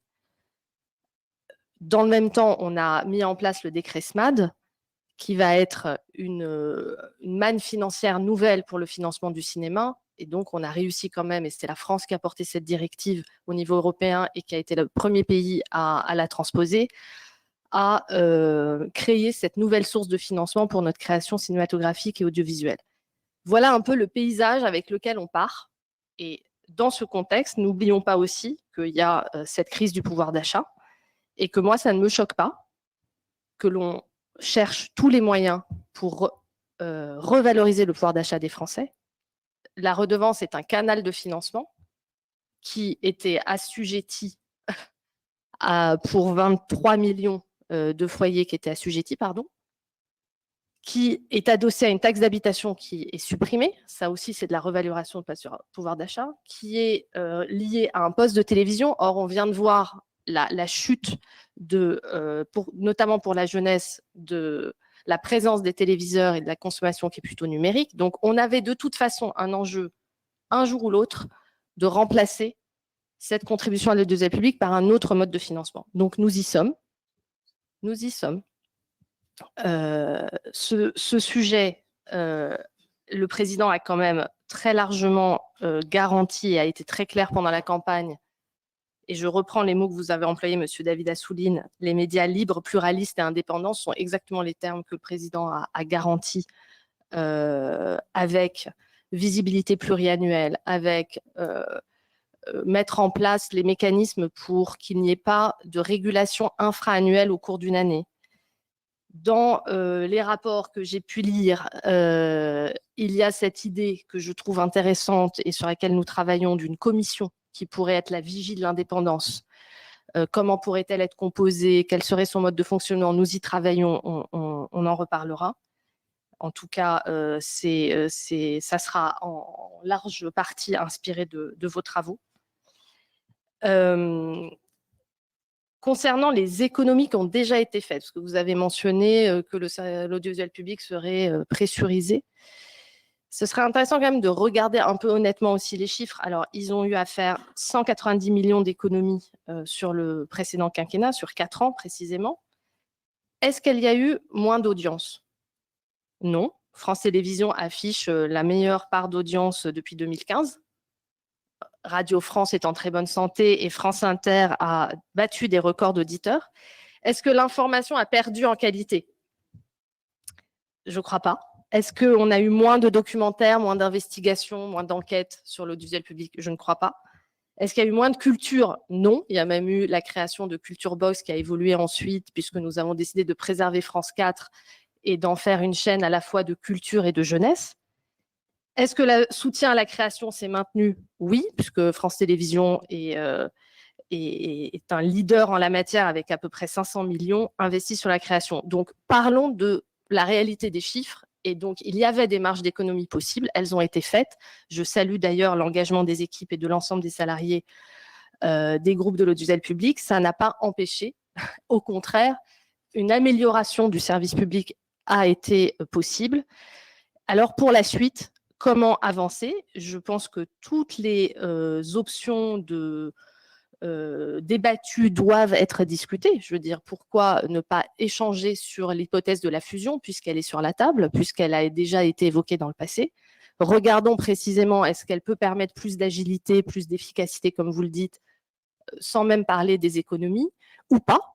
Est-ce qu'il y a d'autres manières de créer des synergies au sein de l'audiovisuel public, comme d'ailleurs ils ont su le faire, je pense à France Info, .tv, ou je pense à la nouvelle plateforme France 3, France Bleu qui s'appelle Ici.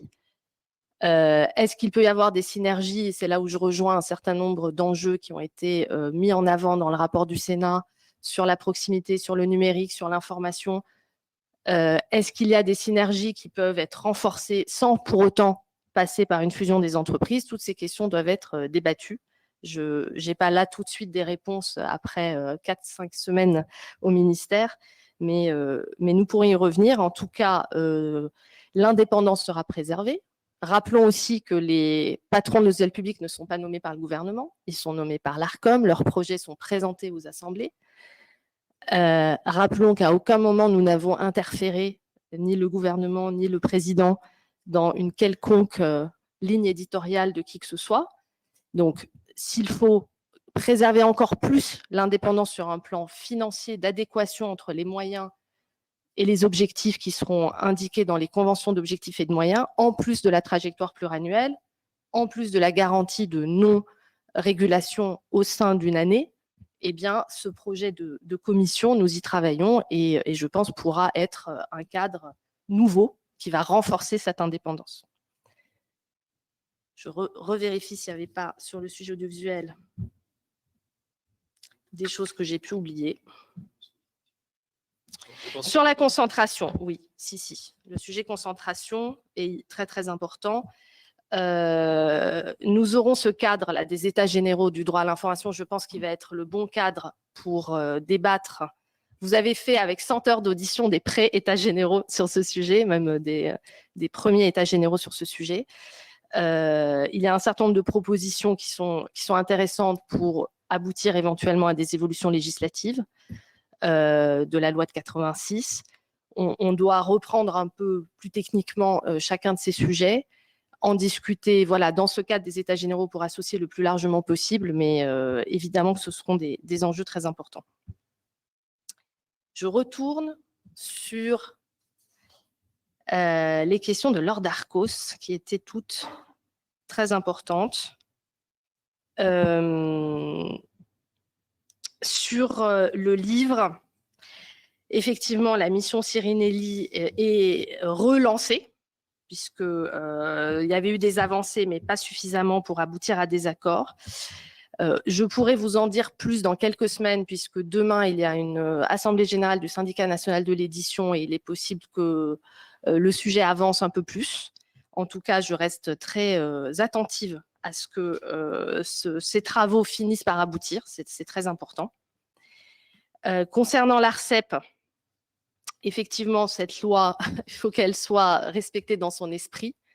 Donc, il nous semblait à l'époque logique que ce soit l'ARCEP qui fixe le tarif, puisque c'est un peu leur rôle.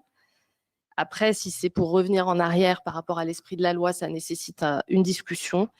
Moi, à ce stade, je n'ai pas eu encore les recommandations de l'ARCEP, puisqu'ils étaient encore dans la phase de consultation publique jusqu'à fin mai. Donc, nous allons regarder très, très attentivement et nous allons bien sûr en reparler. Effectivement, je vais à Angers dimanche pour la réunion annuelle des libraires et de la filière livre. Donc, je pense que ce sujet sera forcément mis sur la table.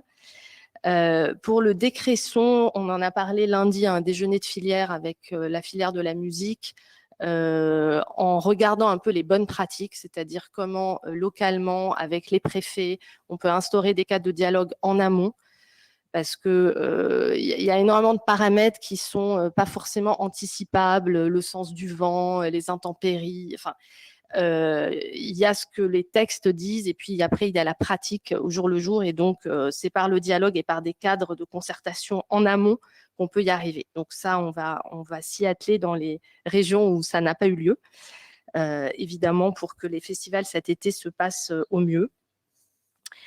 Je fais le lien entre festival et jeunesse et Pass Culture d'ailleurs, parce que je voulais vous indiquer que grâce aussi au Pass Culture, il y a énormément de jeunes qui n'auraient peut-être pas eu les moyens d'acheter leur place pour aller dans les festivals, qui ont pu y aller déjà sur les festivals du printemps. Par exemple, on a eu à peu près 4000 places au printemps de Bourges via le Pass Culture, à peu près autant pour le festival Mars Attack à Marseille, au Hellfest où j'étais le week-end dernier, alors qu'ils étaient complets, ils ont débloqué en plus 1500 places spécifiquement pour les jeunes du Pass Culture.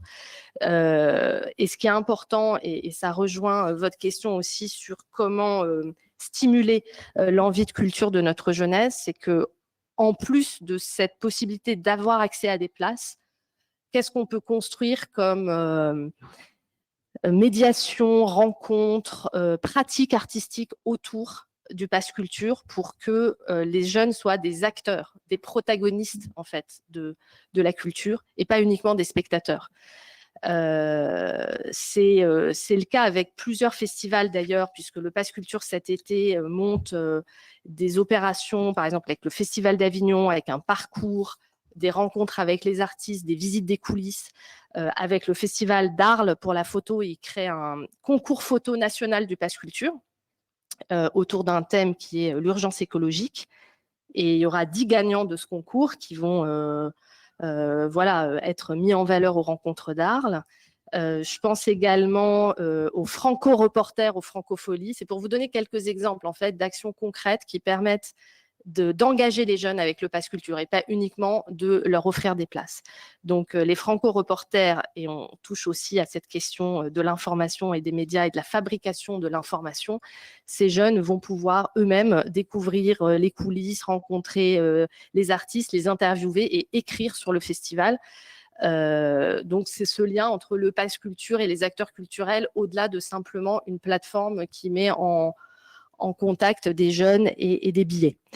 Et ça, je crois vraiment à ce développement de la pratique et de toutes ces expériences que les jeunes peuvent faire pour répondre aussi à Julien Bargeton pour démocratiser la culture partout. Et en milieu rural, en plus du Pass Culture, je voudrais insister sur une opération que nous avons lancée en plein cœur de la crise et que nous avons reconduite, qui est l'été culturel. Dès qu'on a lancé l'été culturel, l'objectif était de cibler en priorité les quartiers politiques de la ville d'une part et les zones rurales d'autre part. Ce dispositif-là, on va le poursuivre. Moi, j'aimerais qu'on travaille aussi davantage sur les colos culturels. Elles existent déjà, mais comment amplifier ce mouvement et notamment en ciblant ces deux publics-là. En travaillant aussi avec les lycées agricoles, le Pass Culture va créer des partenariats nouveaux avec les lycées agricoles. Donc voilà, d'essayer de trouver tous les relais possibles pour toucher ces jeunes. Le Pass Culture va également travailler sur des offres combinées, transport et places de spectacle ou places de concert pour que dans les zones rurales où c'est compliqué de se rendre à un festival ou à une salle de spectacle ou même à un cinéma, on puisse proposer une facilitation, soit en covoiturage, soit par des transports avec des partenaires sur place. Donc, on est en train de travailler aussi là-dessus. C'est assez concret, mais je suis plutôt optimiste.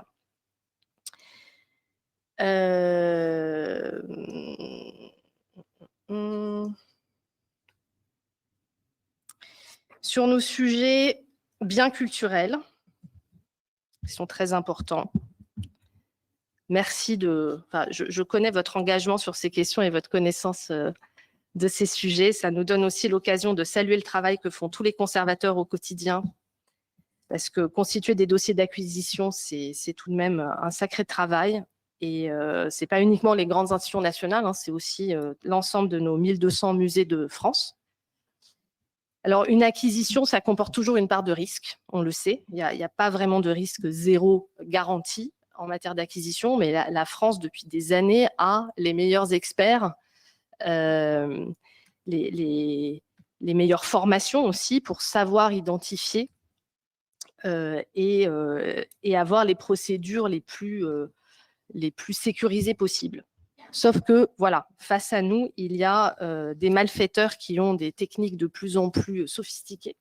Donc, nous devons renforcer notre arsenal et c'est pour ça que dès que cette affaire est apparue et dès que nous nous sommes penchés sur le sujet. Nous avons proposé à 3 personnalités expérimentées du monde des musées, mais extérieures au ministère de la Culture, de regarder précisément en très peu de temps, maintenant cet été, pour nous rendre des premières conclusions à la rentrée. Qu'est-ce qu'on peut améliorer en matière de cadre juridique, en matière de procédure d'acquisition, de circulation, de certificat d'exportation? Où est-ce qu'il y a des trous dans la raquette? Qu'est-ce qu'on peut sécuriser davantage? Ils auront bien sûr l'appui de l'inspection des affaires culturelles, mais ça, c'est un chantier là, urgent de cet été. J'espère pouvoir rassurer nos amis égyptiens, puisque nous avons la chance d'avoir un ministre du tourisme et des antiquités qui est parfaitement francophile, francophone et qui connaît très bien la France, de nos bonnes intentions en la matière et que nous sommes nous-mêmes victimes en réalité de systèmes très sophistiqués de manipulation et que ça ne doit en rien entacher nos coopérations, nos fouilles, nos projets de coopération. Idem pour nos amis émiriens où le succès du Louvre à Abu Dhabi est quand même une fierté de ce projet de coopération commun qu'on doit poursuivre.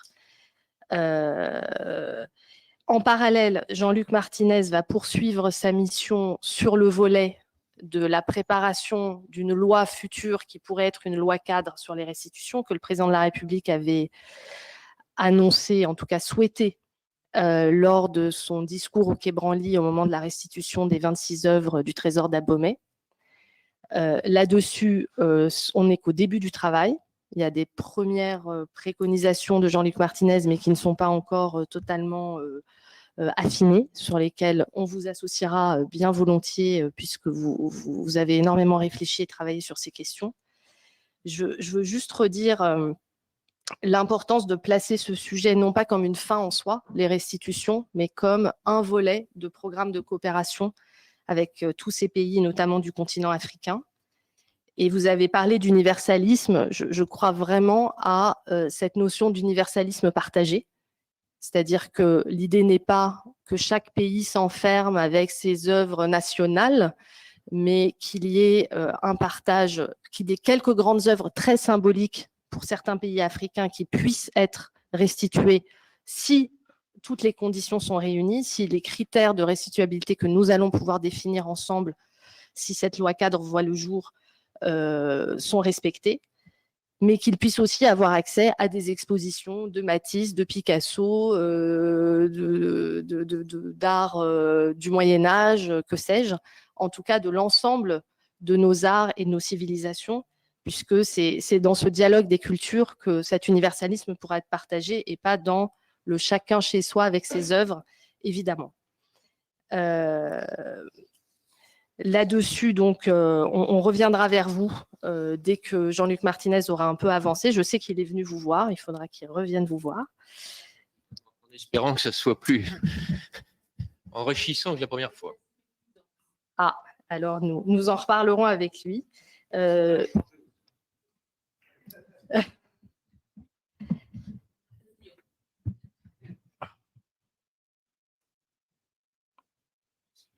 Pardon, je reprends mes notes parce qu'il y avait énormément de sujets et je ne sais pas combien de temps il nous reste. Je crois que j'ai à peu près… Oui, pardon, Julien, par jeton. Sur les industries culturelles et créatives, j'ai parlé de ce levier qu'est France 2030, le plan d'investissement. Rapidement, en fait, il va se déployer sur 3 axes. Le premier axe, c'est de développer nos infrastructures de production, d'être plus forts en matière de studios de tournage, studios d'effets visuels, dans des régions de France qui ont un réel potentiel pour ça. Je pense à la région sud, dans le cadre du plan Marseille en grand, mais aussi à la région Hauts-de-France et à la région Île-de-France. Le deuxième volet, c'est un volet sur la formation, parce qu'on a un vrai enjeu à former de nouveaux talents, qu'ils soient techniques ou créatifs. Et je mentionnais l'appel d'air, entre guillemets, créé par le décret SMAD et ce nouvel investissement des plateformes dans la création cinématographique et audiovisuelle française. On doit avoir les talents en face, entre guillemets, pour que sur le plan créatif, scénario écriture, réalisation, comme sur le plan des métiers techniques qui sont des vrais métiers d'avenir, des métiers de l'image et du son, on puisse former de nouveaux talents. Le troisième volet, c'est tout ce qui touche aux expériences immersives, aux nouvelles technologies, à l'innovation et à ce monde du métavers. Dont j'ai parlé au début de mon intervention, je ne vais pas y revenir. Là, on aura l'occasion de soutenir tout un écosystème d'acteurs, de la start-up à nos champions, pour porter la voix de la France dans le monde numérique. Merci. Alors, on poursuit nos questions avec successivement Jean-Raymond Hugonnet, Sylvie Robert, Sonia de la Provôté, Céline Brulin, Michel Logier et Samantha Casabonne. Merci, Président. Bonjour, Madame la Ministre. Heureux de constater l'énergie que vous dégagez, l'énergie, la passion, sereine et résolue. Et je crois que c'est certainement un gage d'action future. Donc, je m'en réjouis. Notre commission, Laurent Lafont l'a dit, le président Lafont l'a dit, travaille depuis bien longtemps sur les sujets d'audiovisuel. Et ce sont même nos travaux qui ont nourri le projet de loi d'un de vos prédécesseurs, Franck Riester, un projet de loi qui a été enterré. Roselyne Bachelot, qui était venue ici en audition, nous avait dit sur cet enterrement de première classe que les dirigeants de l'audiovisuel, je la cite, les dirigeants de l'audiovisuel n'en voulaient pas. Voilà, ça avait le mérite d'être clair. La volonté du président de la République de supprimer la contribution à l'audiovisuel public, comme la nécessité de poursuivre les économies, pose inévitablement la question du périmètre des missions, comme vous l'avez fait tout à l'heure, et également de la gouvernance. Alors, nous avons, avec mon collègue et ami Roger Carucci, pour la Commission des finances, produit un rapport qui préconise la fusion des entités. Dans le cadre des auditions auxquelles nous avons participé et qui se sont tenues au Sénat, y compris vos services ont reconnu la nécessité globalement de ce regroupement et ils ont même qualifié qu'il était indispensable. En revanche, ils nous ont indiqué aussi que l'État n'avait pas les moyens de forcer les structures de l'audiovisuel public français. Alors, dernièrement, et suite à notre rapport certainement, mais seule la présidente de Radio France, dans un grand quotidien français, a pris publiquement la parole pour dire tout le mal qu'elle pensait de cette fusion. Alors, c'est un peu inédit parce qu'elle est dans le cadre à quelques mois de la fin de son mandat. C'est quand même une prise de parole forte. Alors, ma première question sera relativement simple, Madame la Ministre. Qui dirige l'audiovisuel public en France ?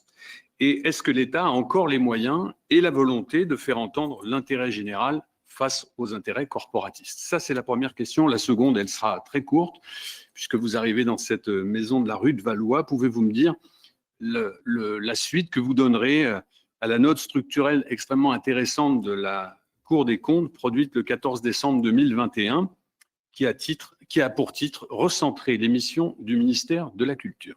Merci. Sylvie Robert. Merci, Monsieur le Président. Je me joins aux félicitations de mes collègues pour votre nomination à ce ministère, Madame la Ministre. J'aurai quatre questions, mais elles seront courtes. La première concerne la rentrée. La rentrée avec, on le sait tous, l'incertitude de savoir si nos concitoyens vont revenir dans les salles. On a parlé tout à l'heure des salles de cinéma, mais c'est aussi les salles de spectacle, voire même dans le champ des arts visuels, quelques musées, centres d'art. Est-ce que nos concitoyens vont renouer avec finalement une pratique qui était importante pour eux en 2019 et que pour certains, ils ont malheureusement délaissée? Ça, forcément, ça a des impacts. Ça a des impacts sur les modèles économiques d'un certain nombre de ces acteurs. Ça a des impacts aussi parce qu'on le sait, la rentrée va être compliquée sur le plan de l'inflation, sur le plan énergétique, et tout ça, forcément, pèse dans ces modèles économiques. Et on ne sait pas véritablement ce qui va se passer. On a forcément quelques observations déjà sur ce que les différents lieux, et notamment les labels, ont mis en place. Plus d'abonnements, mais des cartes, tout le monde essaye. Mais c'est quand même très préoccupant. Alors, on sait que le quoi qu'il en coûte va se terminer. Pour autant, est-ce que vous comptez, dans certains cas, dans certaines réalités économiques de certains acteurs, peut-être les plus petits, les plus fragiles, eh bien, continuer à actionner certains leviers et si oui, lesquels? Ma deuxième question porte sur les collectivités, puisque vous en avez parlé. Avec ma collègue Sonia de la Provôté, nous avions commis un rapport à la sortie, sur le plan de relance, sortie pandémie, où on avait quand même bien observé, et c'était depuis plusieurs années, que les outils de gouvernance, en tout cas de coopération, et j'emploie ce mot coopération, mais c'est un terme qui finalement est impropre, entre État, collectivités, DRAC, les CTC locaux, alors les CTAP, n'en parlons plus, mais il y a des COREPS avec les professionnels, demain il y a des SIDAVI, il y a des... Enfin, vous voyez bien tout. Vous connaissez ça aussi bien que nous, et tout le monde nous dit, finalement, on ne s'y retrouve pas parce qu'on ne sait pas vraiment ce qui s'y passe, à part de l'information, mais le terme de coopération véritablement entre l'État et les collectivités, entre les services déconcentrés de l'État et les élus, eh bien, ces outils-là ne fonctionnent pas. Est-ce que vous allez les faire évoluer? Et nous avions fait une recommandation un petit peu iconoclaste, puisque nous étions dit qu'il y avait aussi pas mal de projets qui passaient à travers les mailles des DRAC et que les élus étaient les seuls à porter certains projets. Et on avait conditionné finalement le fait de dégager 10% des budgets des DRAC sans qu'ils soient préaffectés, parce qu'on voit bien que les budgets sont très contraints avec les labels, etc., à cette idée que s'il y a 10% de travail vraiment de fond entre collectivités qui ont un projet, mais qui n'ont pas envie de porter tout seul, et que la DRAC, alors que ce n'est pas du tout dans ses radars, puisse s'y intéresser, que ces 10% puissent être aussi conditionnés à l'idée que la collectivité ne baisse pas ces crédits à la culture. Est-ce que ça, c'est une proposition qui peut en tout cas être approfondie de votre côté? Et deux questions du coup très courtes. On parle de transition écologique, la culture ne peut pas y échapper. Alors, je ne parle pas des pratiques, il y a des choses qui se font. Moi, j'ai la chance d'être en Bretagne, il y a vraiment beaucoup de choses déjà qui se font, mais sur le fond, c'est-à-dire structurellement, pour que finalement les acteurs aient des pratiques, je vais le dire un peu plus vertueuses parfois. Est-ce que le ministère, peut-être en interministériel forcément, parce que nous, on prône beaucoup l'interministériel pour que la culture puisse aussi peser, est-ce qu'en termes d'investissement et de fonctionnement, vous êtes prête à actionner des leviers, voire même conditionner certaines aides à ces modifications écologiques? Et enfin, terminer pour dire qu'on a besoin d'observation. Sur les festivals de cet été, je pense que beaucoup ça va bien se passer, mais ce qui serait vraiment intéressant, et le DEPS fait des travaux, mais toujours un peu à contretemps, ce qui est normal, puisqu'il se base sur des données qui n'ont pas... là, on a besoin d'avoir des observations un peu presque immédiates, et ce serait intéressant de voir déjà ce qui s'est passé cet été, pour que ça puisse derrière nous aider et aussi, j'imagine, peut-être nous inspirer pour la loi de finances, puisqu'on sera aussi amené à travailler sur le budget. Voilà. Sonia de la Provôté.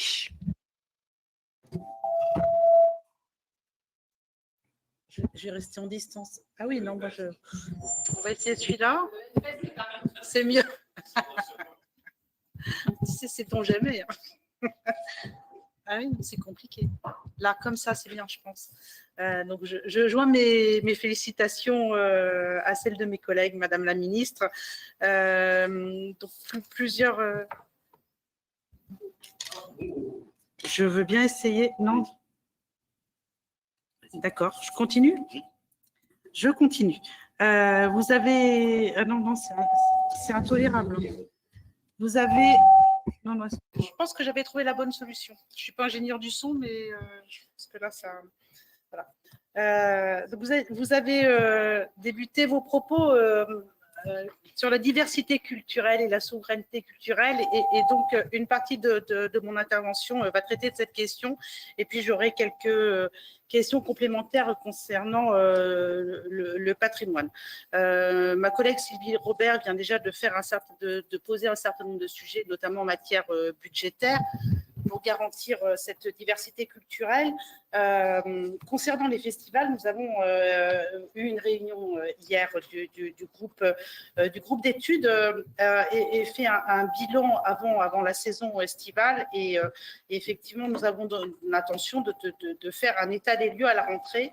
Mais on a entendu dès à présent, et vous étiez au moment de la rencontre du PRODIS, donc vous avez aussi entendu dès à présent ces inquiétudes nombreuses, avec une situation qui reste malgré tout extrêmement compliquée, puisqu'on n'a pas atteint le niveau de fréquentation de 2019, même s'il y a des bonnes surprises pour certains événements. On voit bien que les petits et les moyens événements les plus modestes sont pour le coup en grande difficulté financière. Ce sont finalement les grands événements qui vont mieux tenir le coup, même si le modèle économique ne tient plus à 80%, mais désormais à 93% de fréquentation, donc ce qui est quand même important. C'est-à-dire qu'il faut vraiment qu'il y ait une augmentation de la fréquentation pour que le modèle tienne.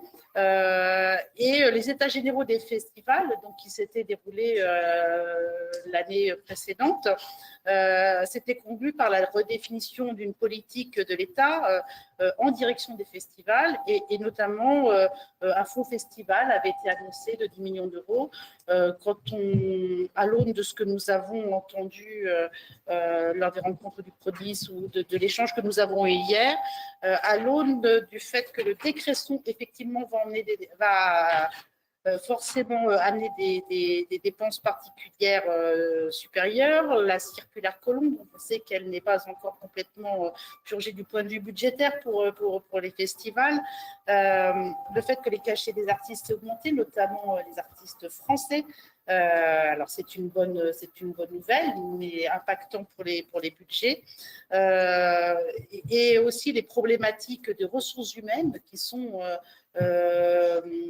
probablement pas conjoncturelles, mais réellement structurelles, c'est-à-dire qu'il y a vraiment besoin d'avoir une formation massive de techniciens et de nouvelles compétences pour accompagner les festivals. Et donc, ce fonds festival de 10 millions d'euros, d'abord, cette annonce est-elle maintenue, et voyez-vous une opportunité, regarde la situation actuelle, à le renforcer, en tout cas au moins pour l'année 2023. Concernant le Centre national de la musique, le financement mérite aussi d'être regardé avec attention. Nous le regardons au moment du projet de loi de finances, mais pas que. Son modèle économique, et notamment, vous avez beaucoup évoqué le numérique, le lien avec les plateformes, le lien avec les GAFAM est essentiel pour intervenir dans le modèle économique du Centre national de la musique. Et vous dire que désormais, pour les artistes, en tout cas dans le domaine de la musique, l'essentiel des revenus porte sur la diffusion live, et donc ça ne saurait être un modèle pérenne à terme.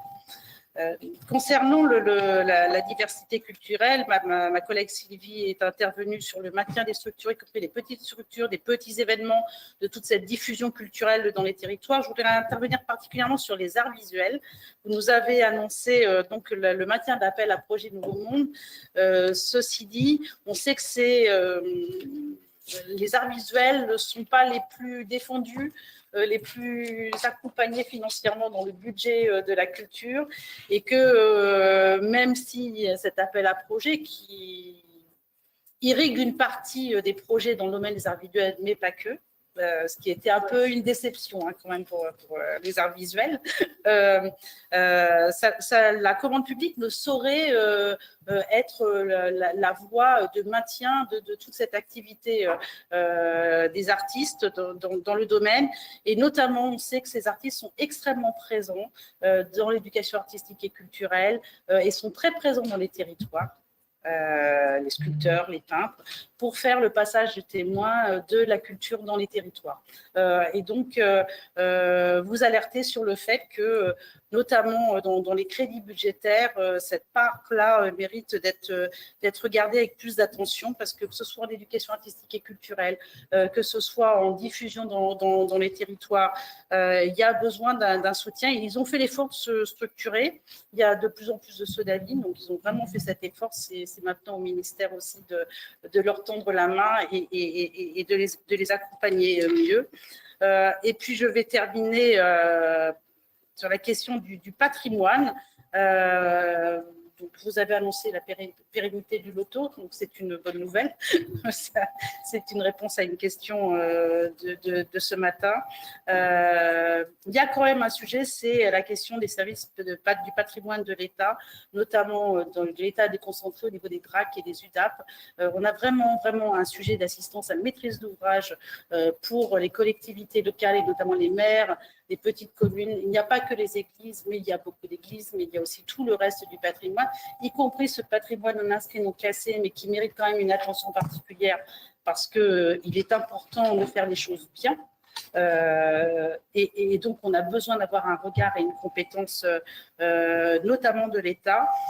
Et pour ça, ce regard et cette compétence ne doivent pas être bloquants, mais bien une assistance administrative, financière et au montage technique et diagnostic des chantiers qui doivent être mis en œuvre. Donc, je pose vraiment cette question puisque c'est un manque sur le terrain et un manque qui est de plus en plus cruel. Et dont on a vu à l'occasion de la crise que nous venons de traverser, est pourtant essentiel, puisque tout ce patrimoine est un élément d'identification et majeur sur le terrain. Et deuxième question sur le patrimoine, les relations interministérielles. Votre ministère, on attend une voix forte, puissante, présente pour défendre nos paysages, pour défendre le paysage urbain également, de nos villages, les places, nos parvis d'église, l'environnement paysager, la présence des arbres, enfin, tout ce qui fait l'esprit et la beauté et l'esthétique de nos territoires. Et on a l'impression que l'éolien et que la dimension environnementale, certes essentielle et nécessaire, a pris un peu le pas sur pourtant cette dimension à laquelle on tient beaucoup, qui est celle de la dimension patrimoniale du bâti et du non-bâti de nos territoires. Donc, on attend votre voix. Et je terminerai sur les écoles d'architecture, juste pour vous dire qu'il y avait une étude qui était en cours et qu'elles ont besoin d'être renforcées parce que, pour le coup, les architectes ont un rôle majeur à jouer puisqu'ils sont finalement à la croisée de ces considérations de l'environnement et du patrimoine et de l'architecture. Je vous remercie. Céline Brulin, qui est derrière son écran. Céline. Merci, Monsieur le Président. Bonjour, Madame la Ministre. À mon tour, je voudrais revenir n'entend pas sur le beaucoup. financement. Céline, on ne t'entend pas beaucoup. Quasiment pas, Est-ce que vous d'ailleurs. m'entendez mieux, là? Est-ce que vous m'entendez mieux? Laissez-nous, peut-être. Est-ce que vous m'entendez? Pas plus, non. Monsieur Clémendo, vous pouvez régler. Est-ce que vous Fin d'essai. m'entendez? Oui, parfait. Ah, très bien. Donc, merci, Président. Bonjour, Madame la Ministre. Je voulais à mon tour revenir sur le financement de l'audiovisuel public, dont vous avez compris qu'il nous souciait beaucoup, et pas seulement nous, d'ailleurs. Je fais référence à la journée d'action qui a eu lieu hier et qui était assez massive. Vous avez évoqué l'enjeu de remplacer la redevance, la contribution à l'audiovisuel public par un autre mode de financement, mais je crois que c'est précisément là que le bât blesse.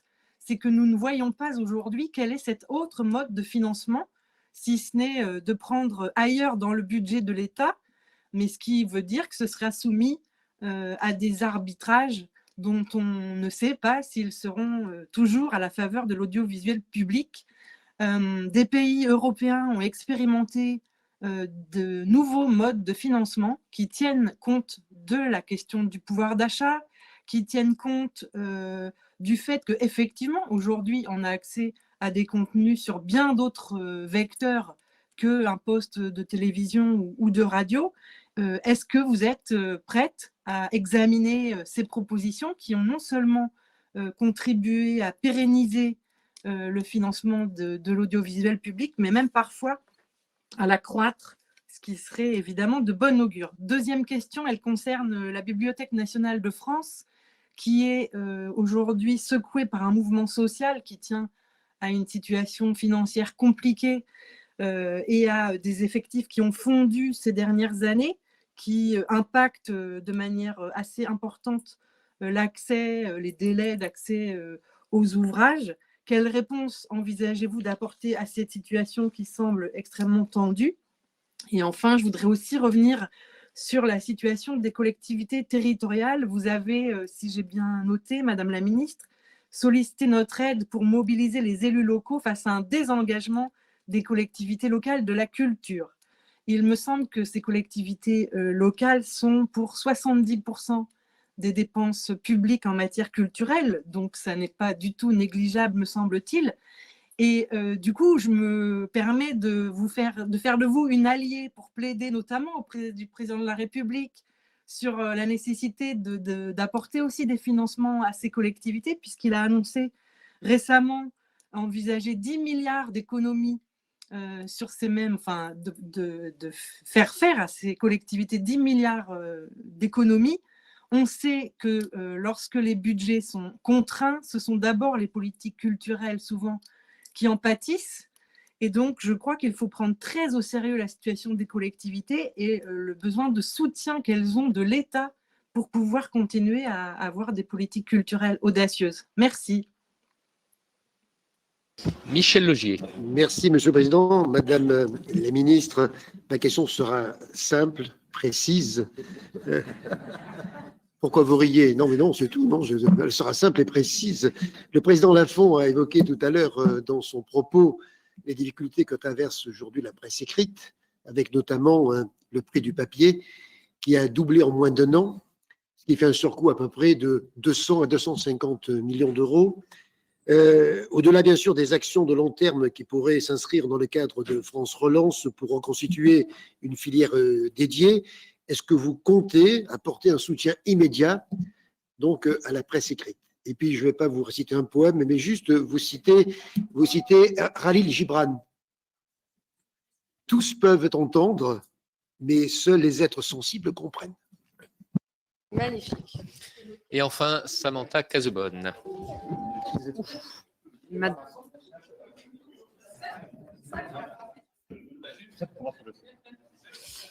Madame la ministre, notre collègue Julien Bargeton rappelait tout à l'heure que le cap des 2 millions d'inscrits pour le pass culture était atteint. Nous pouvons évidemment nous en féliciter, mais aujourd'hui, ce pass n'est toujours pas accessible pour les jeunes Français de l'étranger qui pourraient pourtant l'utiliser lors d'un séjour en France, lors de leurs vacances scolaires ou bien encore pour acquérir des biens numériques. Donc ma question, serait-il possible d'élargir les conditions d'obtention afin d'en faire bénéficier les jeunes Français inscrits sur le registre des Français de l'étranger ne résidant pas sur le territoire national et leur permettre de maintenir et renforcer ce lien avec la France? Bien, et je vais me permettre de conclure par une question et une remarque. Une question en termes de calendrier pour que ce soit bien clair dans nos esprits sur la question de l'audiovisuel public. Donc, si nous avons bien compris, vous avez confirmé que dans le projet de loi sur le pouvoir d'achat, il y aurait de la part du gouvernement la proposition de supprimer la contribution à l'audiovisuel public. Est-ce que vous pourriez nous indiquer sur les états généraux sur le droit à l'information, quand est-ce qu'ils pourront avoir lieu?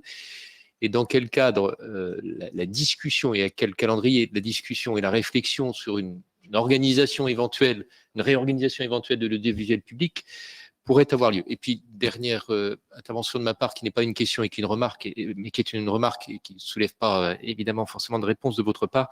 Je voulais juste préciser que nous avons été un certain nombre à être étonnés que Jean-Luc Martinez soit maintenu dans ses fonctions sur la partie que vous avez mentionné sur la poursuite de sa mission sur la loi cadre sur les restitutions.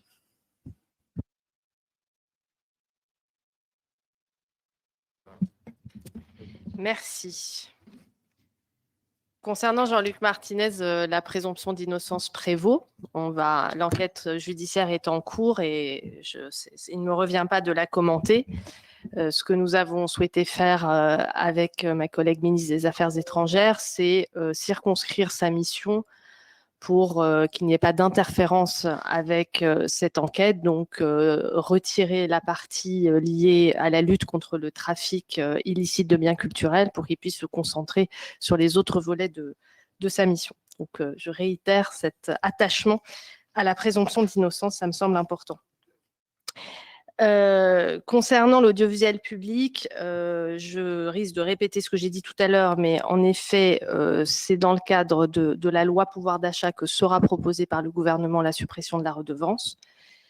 Je redis à quel point nous restons attachés au pluralisme, à l'indépendance et toutes les garanties seront proposées en ce sens, renforcées même, puisque j'ai évoqué cette nouvelle commission. Redire aussi, je ne sais plus si je l'ai mentionné, mais vous avez cité plusieurs pays européens qui s'étaient émus visiblement du sujet, mais il y a aussi des collègues, des voisins européens qui ont supprimé un système de redevance et qui ont remplacé le financement de l'audiovisuel public par une dotation de l'État, que ce soit l'Espagne, les Pays-Bas ou la Belgique. Dans tous les cas, quel que soit le mécanisme au final qui sera adopté, ça reste le budget de l'État. Donc, ce qui est important aujourd'hui, c'est de se dire quels sont les grands enjeux, les ambitions, qu'est-ce que les Français sont en droit d'attendre du service public de l'audiovisuel. À partir de là, quel mode d'organisation est le plus adéquat et quelle trajectoire financière on peut fixer au groupe de l'audiovisuel public. Alors, je ne suis pas à ce point, je ne serai pas aussi négative que vous, Monsieur Hugonet, sur ce dialogue entre l'État et les groupes de l'audiovisuel public. Il y a un dialogue stratégique permanent avec les patrons de l'audiovisuel public qui ne sont pas nommés par l'État, qui sont indépendants dans leur ligne éditoriale et qui sont indépendants dans leur choix, évidemment, de programme. Mais il y a des grands enjeux qui sont fixés dans ces contrats d'objectifs et de moyens, qui sont négociés pendant longtemps, qui sont soumis à votre approbation à l'avis de l'ARCOM. Ce sont des discussions de fond et ce sont ensuite un dialogue, c'est ensuite un dialogue stratégique quotidien. Preuve en est quand même un certain nombre de rapprochements, de projets communs qui ont vu le jour ces dernières années, qu'on peut quand même saluer. J'ai cité France Info. On peut parler aussi des matinales communes France 3, France Bleu et de la nouvelle plateforme de proximité ici.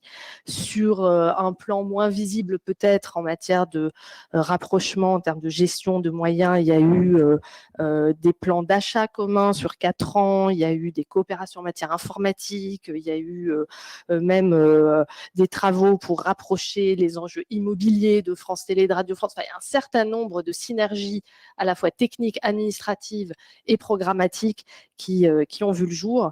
Donc, je crois vraiment que les différentes entreprises de l'audiovisuel public souhaitent grouper leurs forces, souhaitent travailler ensemble, souhaitent plus de synergie pour faire face à tous ces défis que nous avons mentionnés tout à l'heure.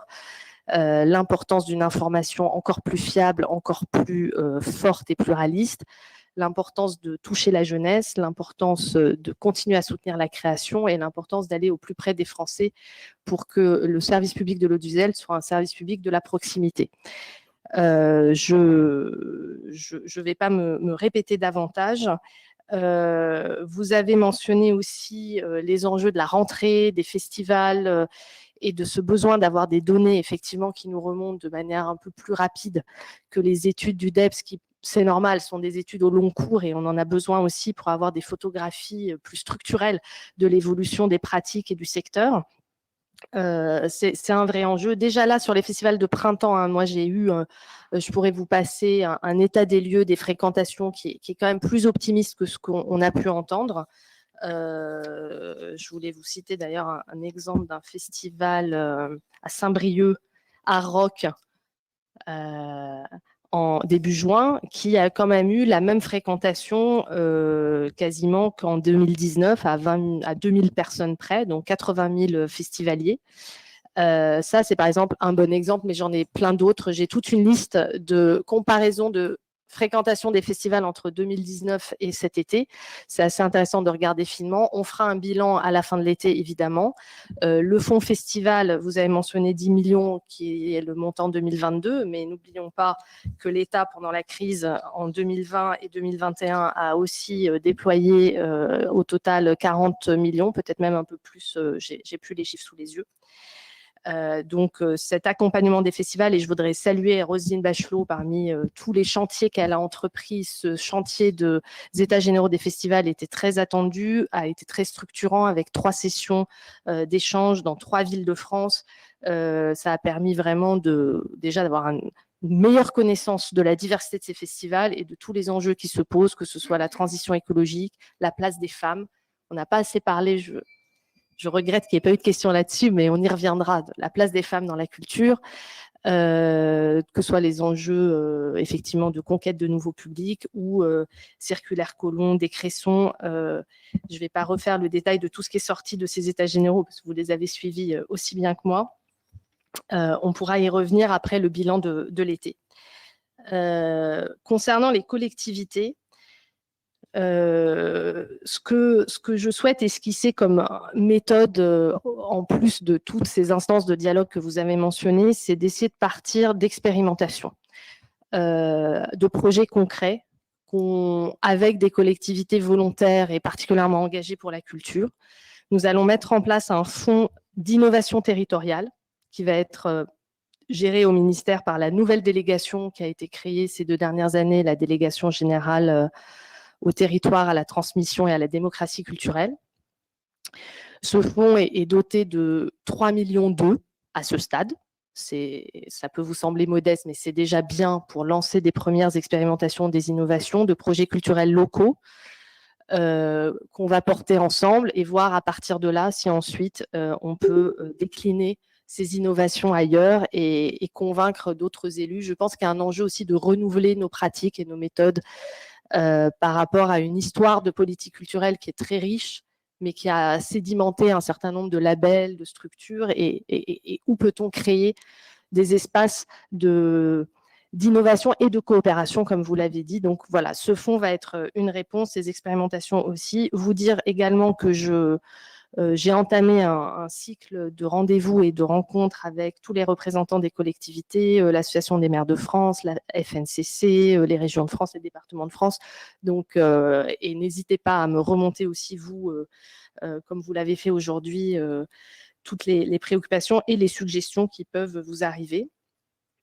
Concernant la presse, c'est effectivement un vrai sujet. Le plan de filière presse a été un des sujets sur lesquels j'ai le plus travaillé quand j'étais du président de la République comme conseillère. Donc, je vais continuer en tant que ministre encore plus à m'investir sur ce sujet. Le plan de filière presse était quand même colossal. C'est plus de 300 millions d'euros pour les accompagner dans leur transition numérique, leur transition écologique, la réforme de leur modèle économique. S'opposent là de nouveaux enjeux. Après la crise sanitaire, c'est effectivement la hausse du prix du papier, ce qui les oblige pour certains à réduire les pages ou à réduire les caractères. Donc, j'ai commencé à en discuter avec Bruno Le Maire, puisqu'il y a peut-être des dispositions européennes qu'on pourrait essayer de décliner en ce qui les concerne. Si nous n'y arrivons pas, je vais évidemment regarder de très près et assez rapidement quel autre levier nous pouvons avoir pour les aider conjoncturellement à faire face à ce phénomène. Je pense que le monde du livre va nous en parler aussi à Angers dimanche, parce que la question se pose pas que pour la presse, mais également pour le monde de l'édition.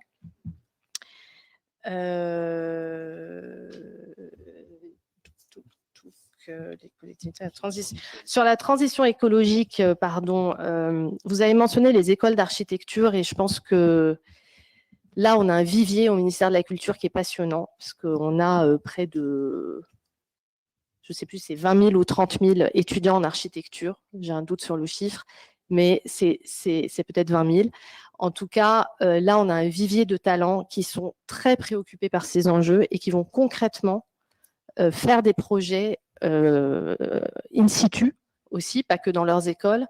Je vous signale par exemple que dans le cadre de l'Olympiade culturelle, pour nous amener jusqu'aux Jeux Olympiques à la Villette, qui va être le site un peu phare pour nos athlètes et pour la Fédération française, on aura des archifolies, c'est-à-dire ces microfolies de la Villette vont être investies par des étudiants en école d'architecture pour y construire comme des petits espaces modulables en prévision des JO. Donc voilà, sur l'ensemble de ces enjeux, connecter nos étudiants aux grands événements, connecter nos étudiants à ces enjeux concrets de transition écologique et travailler dans les territoires de manière très concrète sur des projets pour préparer l'avenir.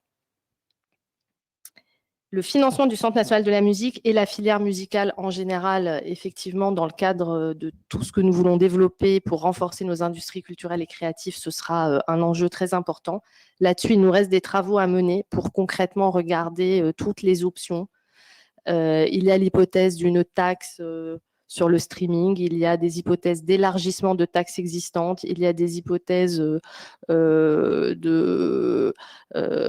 bref, je ne vais pas rentrer dans le détail technique de toutes les hypothèses sur la table, mais il est vrai que nous avons un chantier à l'avenir de pérenniser à plus long terme. Là, avec tout ce que l'État a déployé pendant la crise, le CNM a quand même, et heureusement que le Centre national de la musique a pu être créé juste à temps, avant que cette pandémie nous tombe sur la tête. C'était une structure, une maison commune de la musique qui était attendue depuis 10 ans.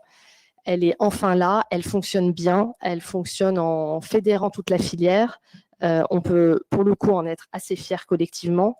Maintenant, il faut penser effectivement, au-delà des 2-3 prochaines années, à ces ressources à plus long terme. On va s'y atteler. Et le pass culture pour les Français de l'étranger. Ah, alors hélas, c'est compliqué. Parce qu'en fait, le pass culture, bon déjà, les partenaires culturels qui mettent en ligne des propositions, ils sont en France. Donc, c'est quand même délicat de raccorder une offre et une demande, si je peux parler comme ça, bien que ce soit bien plus que ça. Ce qu'il faut qu'on regarde, c'est dans le cadre aussi de peut-être de séjours, de vacances. Ça, c'est une réflexion qu'on a avec le Pass Culture pour qu'il puisse y avoir peut-être des séjours à l'étranger ou et à ce moment-là de créer des rencontres ou des projets communs avec des jeunes Français qui sont à l'étranger. Je vous avoue que c'est un chantier qu'on n'a pas encore mis sur la table pour celui-là. Notre priorité était ailleurs pour le moment, mais je serais ravie d'en reparler plus précisément avec vous. Voilà, en toute chose, il faut considérer la fin, disait... Excusez-moi, Président, il y a une question à laquelle vous n'avez pas répondu, Madame la Ministre. Comptes, la petite note structurelle, poétique de la Cour des comptes. Je n'ai pas répondu sur la BNF aussi. Et la Cour des comptes, effectivement, bon, c'était quand même une note très courte, très rapide sur les missions du ministère de la Culture, alors même que ce ministère s'est énormément réformé ces dernières années. J'ai mentionné cette nouvelle délégation qui agit dans les territoires. Il y a eu une déconcentration vers les DRAC. Il y a eu de nouvelles initiatives comme la Mission Berne qui a créé une nouvelle manière de travailler sur le patrimoine en impliquant le ministère de la Culture. Je veux vraiment redire que la Mission Berne se fait avec le ministère de la Culture, financièrement comme concrètement, énergiquement parlant. Le patrimoine, d'ailleurs, notre budget socle pour le patrimoine, c'est 326 millions d'euros par an. Donc, certes, le loto du patrimoine apporte, abonde ce budget habituel, mais surtout, ce qui est important avec le loto du patrimoine, c'est cette adhésion des citoyens que ça permet, cette mobilisation dans tous les territoires. Donc, le ministère de la Culture a su aussi porter de nouvelles manières de travailler. J'ai cité cette commande des mondes nouveaux. C'est aussi une nouvelle manière de faire de la commande. Je crois vraiment que le ministère a complètement la capacité à se réinventer pour faire face aux nouveaux usages, pour conquérir la jeunesse et pour soutenir les artistes dans ces mutations que le monde numérique nous apporte. Merci d'avoir mentionné les arts visuels d'ailleurs, mais en fait, les arts visuels, c'est déjà un tiers des projets de Monde Nouveau, donc c'est énorme puisque Monde Nouveau, c'est tout de même 30 millions d'euros. On n'a jamais fait une commande de cette ampleur. Donc, la création est soutenue et aujourd'hui, les artistes d'art visuel sont eux-mêmes dépassent cette catégorie, travaillent avec la musique, travaillent avec des écrivains, avec des designers, avec des architectes. Donc, même la catégorie art visuel en elle-même a-t-elle encore un sens en tant que telle aujourd'hui puisqu'elle s'ouvre et elle dépasse les catégories anciennes et tout. En fait, on a une grande partie des projets de Monde Nouveau qui sont des projets de collectifs qui croisent toutes les disciplines. Donc, je vous ai dit un tiers art visuel, ça c'est uniquement art visuel, mais il y en a plein d'autres qu'on ne peut pas la chiffrer, mais qui impliquent des artistes des arts visuels. Par ailleurs, il y a eu une commande photo également qui a été portée par la BNF et déployée dans le cadre du plan de relance. Ça, c'est important aussi dans le cadre des arts visuels, de ne pas oublier le talent de nos photographes. Donc, ça m'amène à du coup répondre sur la BNF, mais j'ai un peu perdu le fil. C'est la fin. Je fatigue. Je vais y venir. Bon, en tout cas, sur la BNF, il va y avoir, là, dans les jours qui viennent, des ajustements pour trouver le juste milieu entre la réforme engagée par la présidente de la BNF pour, en gros, limiter à l'après-midi la plage horaire où les chercheurs peuvent bénéficier de la communication directe des documents. Il y a un conseil d'administration qui se tient demain. Voilà. Donc, assez rapidement, en tout cas, l'État, le ministère de la Culture a œuvré ces derniers jours pour essayer de trouver des ajustements qui, j'espère, seront de nature à apaiser les tensions et à trouver des compromis. À suivre. En toute chose, il faut considérer la fin, disait La Fontaine. Donc, je vous propose que nous terminions notre réunion en vous remerciant, Madame la Ministre, pour cette première série pour cet échange de qualité. Vous avez noté la diversité des thèmes et des sujets sur lesquels nous travaillons au niveau de cette commission. On est évidemment très désireux de poursuivre cet échange et de pouvoir le mener le plus loin possible, bien sûr, dès lors que des transcriptions législatives sont nécessaires. Merci en tout cas pour cette... Merci à vous. J'en profite pour vous présenter mon directeur de cabinet, Emmanuel Markovitch. Mon conseiller parlementaire, vous le connaissez déjà, parce qu'il était déjà dans l'équipe de Roselyne Bachelot. On ne change pas une équipe qui gagne. Vous avez déjà 2 interlocuteurs. Derrière moi, Julie Ghibellini, qui rejoint l'équipe comme conseillère audiovisuelle et presse. Et les autres, vous les verrez arriver au JO très bientôt.